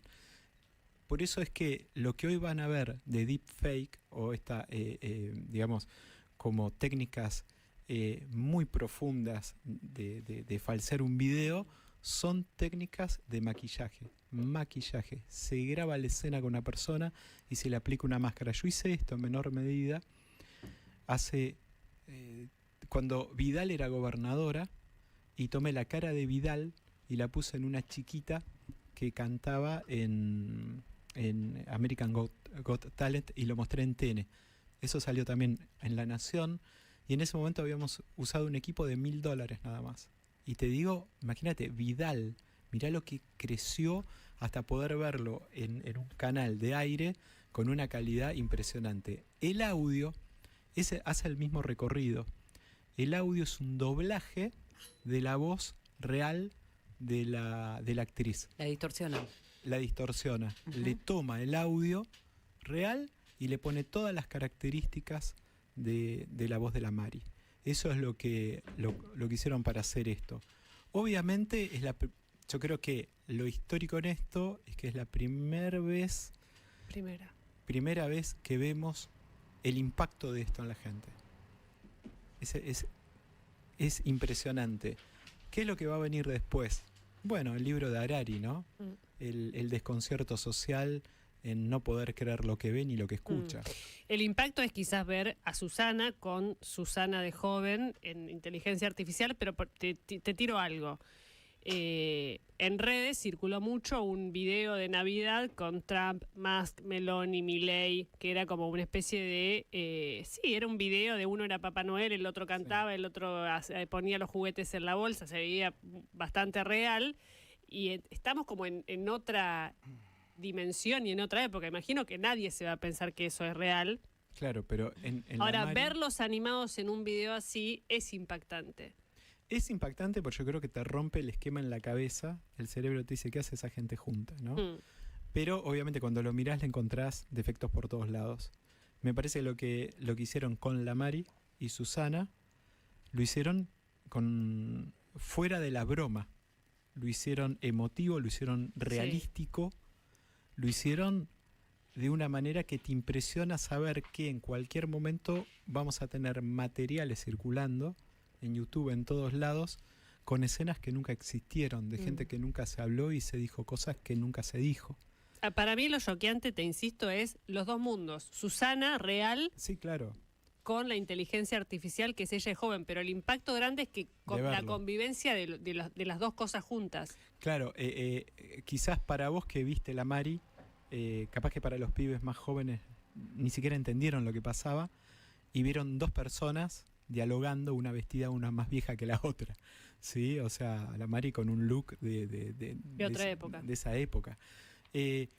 A mí me parece que lo que acaban de presenciar es histórico en Argentina y es la primera distorsión de realidad que vamos a ver con inteligencia artificial, en el cual se volvió hiperrealista. No hay detalle, es hiperrealismo lo que vimos. Me pareció histórico, pero yo vi mucha gente con problemas de contar qué era y quería contar esto, es maquillaje. Hay una actriz abajo, hay un maquillaje y hay un doblaje. Es la mejor manera de definirlo para que la gente lo entienda. Ese maquillaje y ese doblaje lo están haciendo con inteligencia artificial, pero existe toda la escena. Y lo último que les quería contar, que tiene que ver con inteligencia artificial, ya que nos centramos en eso, es que últimamente estuve probando inteligencia artificial para trabajar. Y me encontré con un problema que es bastante simpático. Y el problema bastante simpático ustedes lo van a entender más que nadie. Resulta que quería hacer un modelo, porque trabajo con muchos documentos, que me extrajera los quit y los DNI. O sea, darle documentos, PDF, y decir, sacame de esto los DNI, sacame los quits. Entonces le contaba qué era un quit, qué números son los quit, cuáles son los formatos habituales, entre 0 y 9, bueno, todas las características. Y le empecé a pasar documentos de mi tarjeta de crédito, facturas mías, etcétera. Y se rompió. Y de repente le paso un listado donde yo sabía que habían 8 quits. Le paso un listado y le digo, ¿acá cuántos encontrás? Y me lista 4. Y le digo, no, busca más. Me dice, bueno, están estos 8. Y le digo, ¿por qué encontraste primero 4 y ahora 8? Y me dice, bueno, puedo ser exhaustiva. ¿Querés que sea siempre exhaustiva? Sí, celo. Entonces veo que hace el simbolito de tuerca que está ajustando su configuración y le vuelvo a pasar el documento. ¿Cuántos ves acá? 8. Le digo, genial. Sigo pasándole otros documentos y de repente voy de nuevo con el mismo. Tomá. Acá tenés, ¿cuántos ves? 4. Pero la puta. Entonces ya no se vuelve confiable. Por eso la inteligencia artificial, al ser caja negra, no podemos tomar cosas como determinísticas y decir, sí, esto va a funcionar siempre así, certificar que es bueno. ¿Por qué? Porque al ser una caja negra, no podés predecir qué es lo que va a salir por ahí y nadie lo puede hacer. Por lo tanto, a joderse, ¿me entendés? Directamente. Y empecé a buscar en internet si a alguien le pasaba esto, ¿no? Que a veces veía una cosa, después veía otra cosa. Si la apurás un poco, dale, mirá ahí lo que dice. Bueno, sí, está bien, hay 8. Y hablan de la vagancia. No. Entonces dice que en el modelo... ¿De quién? De la vagancia de la inteligencia artificial, que tiende siempre a darte lo menos. A darte lo menos porque aprendió de esa manera. Entonces, hablan de toda una teoría de la vagancia que van a encontrar muchas publicaciones. Aprendió de nosotros la ley del mínimo esfuerzo. Y es increíble porque realmente yo diría, bueno, es muy baitero el título, ¿no? Es muy tendencioso, pero después cuando lo usás, la sensación que te da es de un empleado mediocre que le estás diciendo, dale, ahí hay más de 4. Bueno, está bien, hay 8. Bueno, ¿y por qué no viste los 8? No, bueno, no lo vi porque yo pensé que querías algunos quits. Bueno, no, quiero todos. Bueno, siempre puedo hacer eso, sí, celo. Y cuando le volvés a dar, te dice, bueno, acá están los 8. Se lo volvés a dar, acá están los 8. Y cuando se lo volvés a dar, te dice, acá hay 4. Vuelve a bajar a guardia. Y si empezás a pedirle siempre exhaustivamente... Sí, va a respetarlo, pero es como que no... a fondo, a full. No va a fondo, pero quería contarles esto. El tema de la vagancia en la inteligencia artificial es algo que según lo que se está escribiendo es algo que aprendió de nosotros. Es una inteligencia artificial munipa. Claro, es munipa, planera. Planera y planera munipa. Porque le tenés que agarpar. ¡Ah, paren! ¿Vieron que costaba $20 ahora por subieron, mes? ¿no? ¿Qué? Tiraron un nuevo modelo, que Sí. ahí es donde empiezan a ver, yo un día voy a hablar de las tarifas. Cuesta $200 por mes. Mira, ya está llorando. ¿Ah? No sabía que por algo tenía que llorar, ahora llora Tarifa. Mira, ahí me pasan a buscar, vos sí, me subo en este carro. Epa, están acá. Nos ponemos rápidamente. Che, los despejados. vino- Ahí está. Ahí vamos. Papu Gómez, atención con esto. Habló el Papu Gómez, querido Alejandro Gómez, campeón del mundo. Habló con Barsky. Y atención con lo que dijo. Habló del doping. Habló de que no le suena el teléfono. Habló de que tiene que dejar su personaje. No habló de por qué lo echaron de la selección y el grupo del Mundial lo raleó, lo dejó de seguir en Instagram y ni siquiera fue convocado a fecha posterior de la selección argentina. Eso, como siempre, te lo vamos a contar acá. Vamos a escuchar lo que decía el Papu Gómez acerca de ese personaje tan fiestero que tenía que, de alguna manera, ya era un poquito pesado. A ver qué decís, Alejandro. Aceptar que el personaje tal vez está llegando a su fin y que ahora soy una persona común y corriente, un padre de escuela, un padre de familia, que tal vez el Papu Gómez está dejando de existir o deje de existir, entonces un poco está trabajando en eso también, sobre todo el ego, de apagarlo un poco, entonces de tratar de subsistir con el personaje y no con el Papu Gómez, sino con Alejandro. Claro. Entonces tratar de que vaya equilibrado eso. Bueno, no hay equilibrio. Estoy impactada, Porque dale. porque habla de apagar el ego y habla del personaje de Papu. Es un montón. Sí, en tercera persona estoy... No puede salir, ¿no? Sí, no. No puede salir, Papu. Es que había armado un personaje muy interesante que era como el divertimento de... Pero él no es así. Él dice que ahora debiera dejar de ser así por lo siguiente. Después de lo que me pasó, y ahora te vamos a contar qué es lo que le pasó, el teléfono me dejó de sonar. Y es como le pasa también a los artistas. De hecho, nosotros en Boca tuvimos un gran número 5 llamado Rubén Suñé, que cuando deja de jugar al fútbol, ¿te acordás? Se suicida.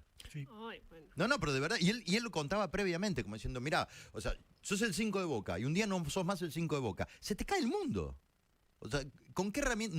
No tenía herramientas para manejar eso. El Papu Gómez está diciendo, mirá, a mí me dejó de sonar el teléfono por dos cosas. Él antes... Justamente el otro día, ayer ustedes estaban hablando del partido con Holanda de Argentina, la batalla de Lusail, el famoso Messi que hace andar para allá, bobo, ¿no? Ese partido, Argentina obviamente pasa por penales y se da esta situación, que es lo que hace que el Papu Gómez tenga la tarjeta roja en la selección argentina. Festejos en el vestuario, todos enloquecidos, gritando, saltando, le ganamos a Holanda, ¿viste? Un cantito atrás de otro, y Papu Gómez arranca con un cantito que decía: entrega a Antonella la puta que te parió, entrega a Antonella la puta que te parió. Imagínate los ojos de rayo láser de Lionel Messi. Rayo láser, pin. Y Messi, líder de grupo, un líder de grupo que siempre fue líder de grupo, aún en el momento que Argentina no ganaba nada con la selección, siempre, como dicen en política, tira diagonales. Él no lo confronta al Papu Gómez, manda alguno. ¿Entendés? Entonces fueron sus aláteres, en este caso Rodrigo de Paul y la banda, y le sacaron la tarjeta roja al Papu Gómez diciendo: no, maestro, esto es un disparate. De ahí viene la caída en desgracia del Papu Gómez. Los jugadores lo dejan de seguir en Instagram. De hecho, después no fue convocado a los partidos posteriores de la selección argentina, partidos de festejo inclusive, post Mundial de Qatar. Lo que cuenta el Papu también es que él estaba un poquito bajoneado, y esto sí tiene que ver por ahí con su personaje, por una sanción de doping que tuvo. A él lo agarran en doping. Ellos, viste, tanto la FIFA como también lo hace la Federación de Tenis, van y buscan a determinados jugadores y les hacen doping de forma imprevista y en cualquier lado, ¿eh? Digo, te van a buscar al entrenamiento y te hacen... Eso fue lo que pasó con el Papu Gómez. Lo fueron a buscar... ¿En dónde estaba jugando? Ahí está, estaba jugando en el Sevilla, sí, antes del Mundial. Lo fueron a buscar a un entrenamiento del Sevilla y le hicieron un doping. Sí, ¿pero por qué? Bueno, evidentemente tenían o el feeling o la data o lo que sea. Ese doping le da positivo. El Papu se entera por un mail 2 días antes de la final. Y dice: yo decidí no compartirlo con mis compañeros porque iba a ser como una bomba. Yo creo que no le iban a dar ni bola a los compañeros, porque ya le habían sacado la tarjeta roja en el partido que estoy contando de Argentina-Holanda. O sea, él creía que era más importante para el grupo de lo que era realmente. Ahí recibe la sanción de doping. Esto es muy interesante. Es una sustancia llamada terbutalina. ¿Qué pasa con este tipo de sustancias? Hay mucho doping en el fútbol, perdón. Pero estas sustancias no son para mejorar la performance, sino, mira qué interesante, son para ocultar que vos tomaste otra falopa. Entonces, a los jugadores les arman unas sopas químicas impresionantes, que el Papu en Atalanta era una cosa de locos. De hecho, eso es lo que hacen que él logre su elección para el plantel de la selección. Bueno, entonces, ¿qué pasa? Pasan este tipo de cosas. Jugadores que vos lo ves, che, la está rompiendo toda. De hecho, pasó inclusive en un plantel de River del 2017 que se detectaron 2 positivos. Me acuerdo que en su momento habían dicho 7 positivos. Después lo bajaron. Después lo bajaron. Ay, o sea, no, pero de verdad, digamos. O sea, ¿y qué pasa con esos casos? Después te dicen: no, lo que pasa es que habían tomado terbutalina. ¿Qué es? No, es un jarabe para los niños que él se equivocó y lo tomó. Son cosas que se usan para enmascarar las sopas atómicas que le dan, que vos lo ves corriendo y decís: chico, no puede ser. Es una mezcla de Usain Bolt con LeBron James. No puede ser estos jugadores. Bueno, eso es lo que pasó. Está bien, pero él no lo dijo. Él dijo que tomó esto y que fue un jarabe. No, él admitió. No, lo dijo después del Mundial. Eso Dijo, claro. Ok. No, me confundí, tenía tos, me tomé el jarabe, del nene. Y me olvidé de avisarle al médico del equipo. Que eso, insisto, es una maniobra que se usa en el fútbol para ocultar cuando los jugadores están dopados. Evidentemente el castigo está igual. Eso lo bajoneó aún más por lo siguiente. El castigo fue fuerte, tan fuerte, porque la Federación de Fútbol Internacional lo considera como: bueno, si me estás haciendo esto, yo considero que vos te dopaste. Entonces, cae el bajón. Él estaba jugando en Monza, un equipo muy chiquitito que es de Berlusconi, que está en las afueras de Milán, justamente donde está el autódromo de Monza. Juega 2 partidos nada más, lo limpian también de ahí. Y escuchá lo que pasa: se anota para ser director técnico, aunque sea. Le prohibieron hacer el curso de director técnico. Bajón total. Y en ese momento también inclusive tuvo problemas de pareja con su esposa Linda, una arquitecta con la cual iban a montar restaurantes de lujo. ¿Viste? Messi ha montado restaurantes también y tal, y también se le cayó esa inversión. Es decir, tuvo un momento de oscuridad ahí a raíz de todo esto. Así que, bueno, contó ayer esto. Lo que no contó era lo que yo te conté. ¿Y ahora dónde está? Ahora está acá. ¿Pero se retiró? Ya está, ya no juega más. Ya está, Mirá. no juego más y tampoco pude hacer el curso de técnico. ¿Acá tampoco? No, todavía no. Todavía no pudo hacerlo. Por eso estaba viendo, bueno, cómo se reinventa, ¿no? El Papu Gómez, por eso dice, hay que salir del personaje Papu Gómez y ser Alejandro. Pero bueno, vos marcaste la contradicción. 12:50 ha sido el aporte de Tartu a la confusión general. Como siempre, gracias a la gente de Dos Escudos, Juncal 905, Montevideo 1690 y San Benito 1695.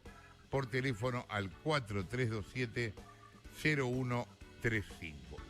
Y ahora también la nueva sucursal Caballito, acordate, Dos Escudos, en Pedro Goyena 508. Santiago querido, Santiago añorado, en ti yo he soñado. Santiago añorado. ¿Cómo le va, vos? Sí. Muy bien, ¿a usted? Muy bien, muy bien, muy bien. Miércoles de series. Miércoles de cursos también. Sí, miércoles de curso también. ¿O no? Sí, cómo ver cine. Ah. Ya está todo listo, ¿eh? Ya está. Cómo ver cine, el curso de 4 clases para aprender a ver cine. Ya está todo online. ¿Con online. un ojo puedo? Sí, obviamente que podés. Lo que podés es pagar. Después capaz que no puedas apreciarlo. ¿La mitad puedo pagar? No, sí, obvio que se puede. Se ve decir una cosa. Algunos de los más grandes directores de la historia del cine, Obvio. incluyendo al número 1 de todos los tiempos, John Puerto. Ford, sí, tenía un solo ojo. ¿Ves? Listo. Ahí está. Así, y Fritz Lang también, y Nicolas Rey también. Así que no solo que no es un impedimento, sino que incluso hasta es una cábala. Qué grande. Ya no tiene excusa usted. Póngase a dirigir. Ya Comovercine.com, se meten ahí, está el curso de Cómo ver cine. Se pueden anotar el de Almodóvar que empieza en enero y están el de Scorsese y Woody Allen que ya terminaron, pero si se quieren sumar, se pueden sumar y verlos desde cualquier lugar del mundo sin ningún problema. No se necesita ser experto en cine, obviamente, para eso son los cursos comovercine.com y ahí tienen a García diciendo tonterías y haciendo algunos de sus chistes también, digamos, todo, nunca del todo serio. Qué lindo. Sí, no sé si lindo es la palabra, pero sí, son efectivamente lindo. Tierno. Sí, y sí, un poco de Pero ternura. usted se anota porque le gusta García. Sí, Tiene García en el curso. Sí, tiene García hasta que diga basta.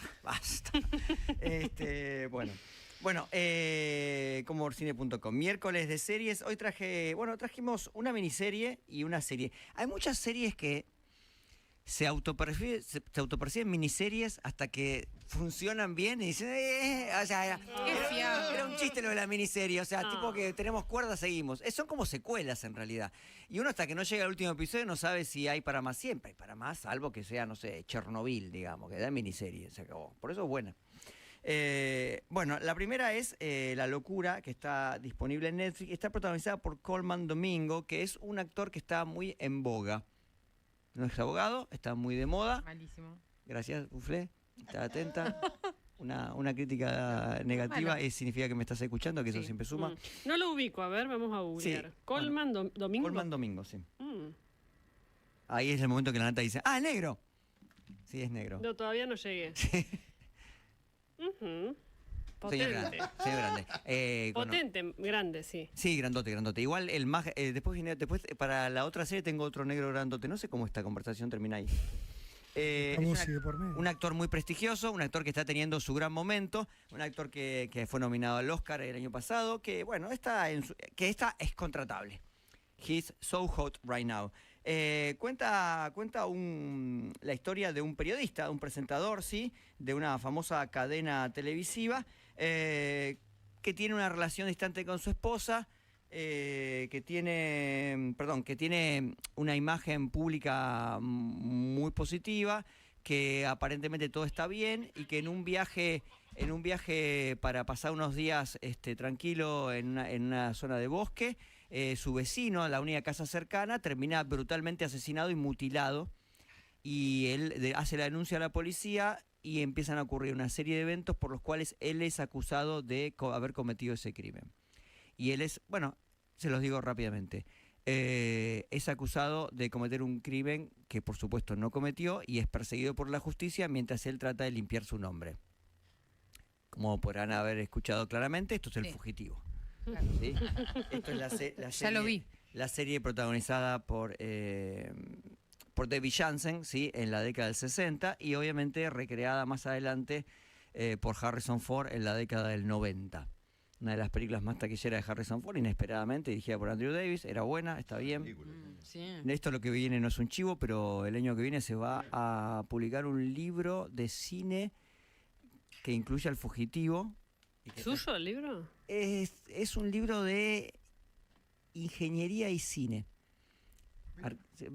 Son grandes escenas de grandes películas en ciertos lugares, ¿sí? Grandes obras de ingeniería del mundo. Ah, ok, sí, Ah, me sabía. encanta. Bueno, Sabía, listo. Ya está sabía. chiviando por anticipado. Sí. No, porque no es un libro comercial. Bueno, pero me acordé de eso. Perdón que me Pues sí, quien lo quiere comprar. pido disculpas, me distraje. No, va a haber que ser un top de gama para recibirlo. Bueno, les decía entonces, es el fugitivo, una vez más. Y el fugitivo funciona, básicamente. Es divertido, funciona. Por supuesto que en un momento se pone a bajar un poquito de línea, tranquilos amigos, nos estábamos todos divirtiendo y ahora me está bajando línea. Eso es algo que las series a veces deberían ser un poco más prudentes. Te estás divirtiendo, la estás pasando bien. Y de repente te dicen, no, porque la situación de no sé qué cosa. ¿Situación de qué? ¿Estamos leyendo el diario? Estábamos contentos.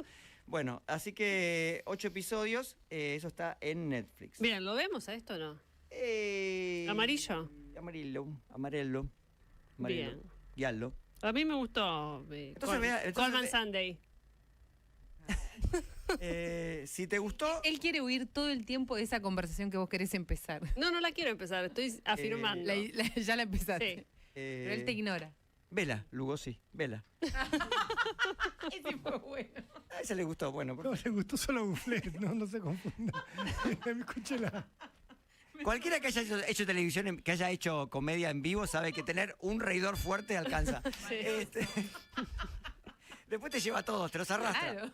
Te los arrastra. Bueno, estamos en nivel de distracción altísimo. Sí. Pero bueno, estamos relajados, chicos. Sí, Es así. fin de año. Burnout. Siempre. Fin de todo. Quemadísimo. Estamos viendo. Bueno, Detective Alex Cross. Es una serie. Esta sí es una serie porque Ya está, ya. Bufflet, cállenla, que alguien entre y le ponga un bozal. Ya La está. saquen. Un bozal Que le legal. tape la boca, no sé, algo. Dale, saco el micrófono. Diga todo lo que tenga para decir, Bufflet. Clienta de los cursos de García. Bueno, Detective Alex Cross es una serie basada en un personaje de una serie de bestsellers escritos por James Patterson, muy exitosa. No he leído ni siquiera una página de estos libros, es muy exitosa. Algunos dudan un poco de la calidad de los mismos libros, pero es una de esas series muy exitosas de libros y por lo tanto necesariamente tenían que llegar en algún momento a la pantalla. De hecho llegó a la pantalla porque nuestro amigo Morgan Freeman, que ahora quedó atrapado en History Channel, pobre. Lo interpretó 2 veces a este detective. En Besos que Matan, 1997, de Gary Fleder, y en Telaraña, ¿sí? De 2001, de Lita Majori. 2 películas de detectives con muy mala crítica, no eran muy buenas tampoco, pero bueno, en una estaba junto a una actriz, me olvidé, esto pasa por meterme en más temas de lo que debería. Besos que Matan está junto a ahora vienen los 80 a mandármelo, y ahí se interpreta a este detective de una especie de neo-noir, ¿sí? Brillante, capaz de resolver cualquier caso. Después, otro amigo de la casa de ellos, que es Tyler Perry, intentó hacer una nueva serie de películas, pero no funcionaron. Tyler Perry es casi un desconocido para los argentinos, pero para la cultura afroamericana, Tyler Perry es todo. ¿Sí? Es muy popular, pero no importa, no lo busques porque ya fracasó, así que... Oh, lo estoy buscando. Sí. Lo que pasa ahora es que se transforma en serie, cosa que debería haber sido con tantos libros. Ya sé. Y Amazon Prime, que es donde está, ese fue uno de los que le dio paz a nuestro amigo Will Smith después del escándalo de los Oscars. ¿Te acordás? Se acercó Tyler Perry junto a Denzel Washington y trataron de calmarlo. Lo que tenían que haber hecho es meterlo preso, pero bueno, lo calmaron porque tenía que recibir el premio un poco más tarde. Estamos muy afroamericanos, cultura afroamericana a tope. Alex Cross es un detective de homicidios y psicólogo forense de Washington, D.C., un obsesivo, como todos estos detectives. Tiene un trauma terrible que es el asesinato no resuelto de su esposa. Y durante toda esta primera temporada tiene un villano que es un asesino serial, el villano, que tiene la siguiente particularidad. Es un imitador, es decir, lo que hace es, no un imitador, es más sofisticado que un imitador. Lo que hace es secuestrar gente, transformarlas en famosos asesinos seriales y luego ejecutarlos como fueron ejecutados los asesinos seriales. O sea, hace todo como una especie de proceso en el cual es un asesino más que ejecuta gente inocente como si fueran esos famosos asesinos. Está del tomate. Se necesita mucho tiempo y mucho dinero, por lo cual obviamente el sospechoso principal es un millonario. El protagonista lo sabe, entonces se burla, pues diciendo, ¿cómo voy a hacer yo? Soy una persona importante en la sociedad. Lo que ya sabe, el villano tribunero, ¿no? O sea, el tipo rico, bien ubicado en la sociedad y que el detective obsesivo que desde la oscuridad sale. Lo que le gusta al pueblo. Lo que decíamos, ¿puedo decir una mala palabra? Lo que le gusta a las guachas. ¡Epa! Esto dice, ese es el lenguaje futbolero. Marginal. Yo no hablo así, ¿eh? Me quedé helada. Y así es el lenguaje de la calle. Nunca, no hay registros de No García. puedo creer. En el archivo sonoro de ¿Qué Radio es Mitre. esto? Superó todos los límites. Horrible. Feo. De repente se transformó No. en elegante. Sí. Lo vi elegante. No, Censurable, ¿eh? No tengo tanta plata. ¿Cómo estás con Wanda? Lejos. Lejos, gracias. Lejos. Bueno, esta sí es recomendable. El actor Aldis Hodge parece más un fisicoculturista que un psicólogo forense, la magia de la televisión. Pero no es... un poco la serie lo que me hizo acordar mientras la veía, me hizo acordar a una de las grandes series, a uno de nuestros grandes ídolos, que es Idris Elba, cuando hizo Luther. Luther era un personaje, un detective oscuro, obsesivo, con un costado así un poco violento, que era perfecto. Acá hay algo de eso y también algo de Jack Reacher, que era otro de esos famosos personajes de literatura popular que hayan pasado a ser serie de Prime Video. Pero bueno, Detective Alex Cross funciona, es entretenida, tiene un villano que parece más de cómic, de DC Comics, que de algo realista. Obviamente es el origen, debe ser en los libros, pero la recomendamos. Es más divertida que la otra, así que Detective Alex Cross es lo que vamos a recomendar hoy como serie. Bueno. Bien, está bien. 8 episodios. 8 episodios, sí, está bien. enrevesados. Siempre se alargan un poquito la serie. Ya saben cómo les gusta la serie, robarnos la vida. Sí, tienen 2 series de más. Dos capítulos más. Sí. En la primera temporada, ¿no? Y después ya viene la segunda temporada que ya está toda, además. Sí. No, la segunda no hay que verla. No hay que ver. No hemos segunda Pero temporada. no nos vayamos con un mensaje tan Sí, es negativo. muy negativo. No. Sí. Encima, ya hubo una palabra fuera de lugar que nos le impactó a pido todos. disculpas a todos los Sí, miembros. terrible. Y ahora este mensaje de no ver series, no ver películas. Dale, no ver guachín. películas no ver películas no. Hoy, hoy es la última clase del año de cómo ver cine. Hoy Es una se clase- despide. es una clase especial gratuita sobre En vivo. Cantando bajo la lluvia. La Qué película lindo. está- ¿En serio? Yo quiero que termine con un brindis. ¿Puede ser? Con Gatorade, No señorita. importa, póngale lo que Sí, quiera. pero arrojar un brindis. birretes al aire. Sí. Bueno, Hay sidra sin alcohol. el brindis lo voy a incorporar. Después me tengo que ir al evento de ya sabemos quién. Así que... ¿Y se va a perder la misa? La misa Sí, de y sí. La Una puede cosa es ver la después. religión y otra cosa es esa misa. Mañana tenemos la fiesta de la radio, chicos. Ay, Sí, mañana a la noche. Mañana la fiesta de la radio. A tope. Yo me voy a comprar Bailar. un vestido. 45 minutos a tope de fiesta. ¿Va a bailar arriba del parlante, Bien. Elena Verón? Pensé que García. No, No, lo Como veía. todos los No años. sé si puedo subir más. 2 porque no tengo minutos esa habilidad. pasan, chicos, basta. Cálmense. 2 minutos Dos pasan minutos, de la 1 de la chicos. tarde y 2 saben minutos. que... Pierdo el turno. Sí, 2 minutos. Chao.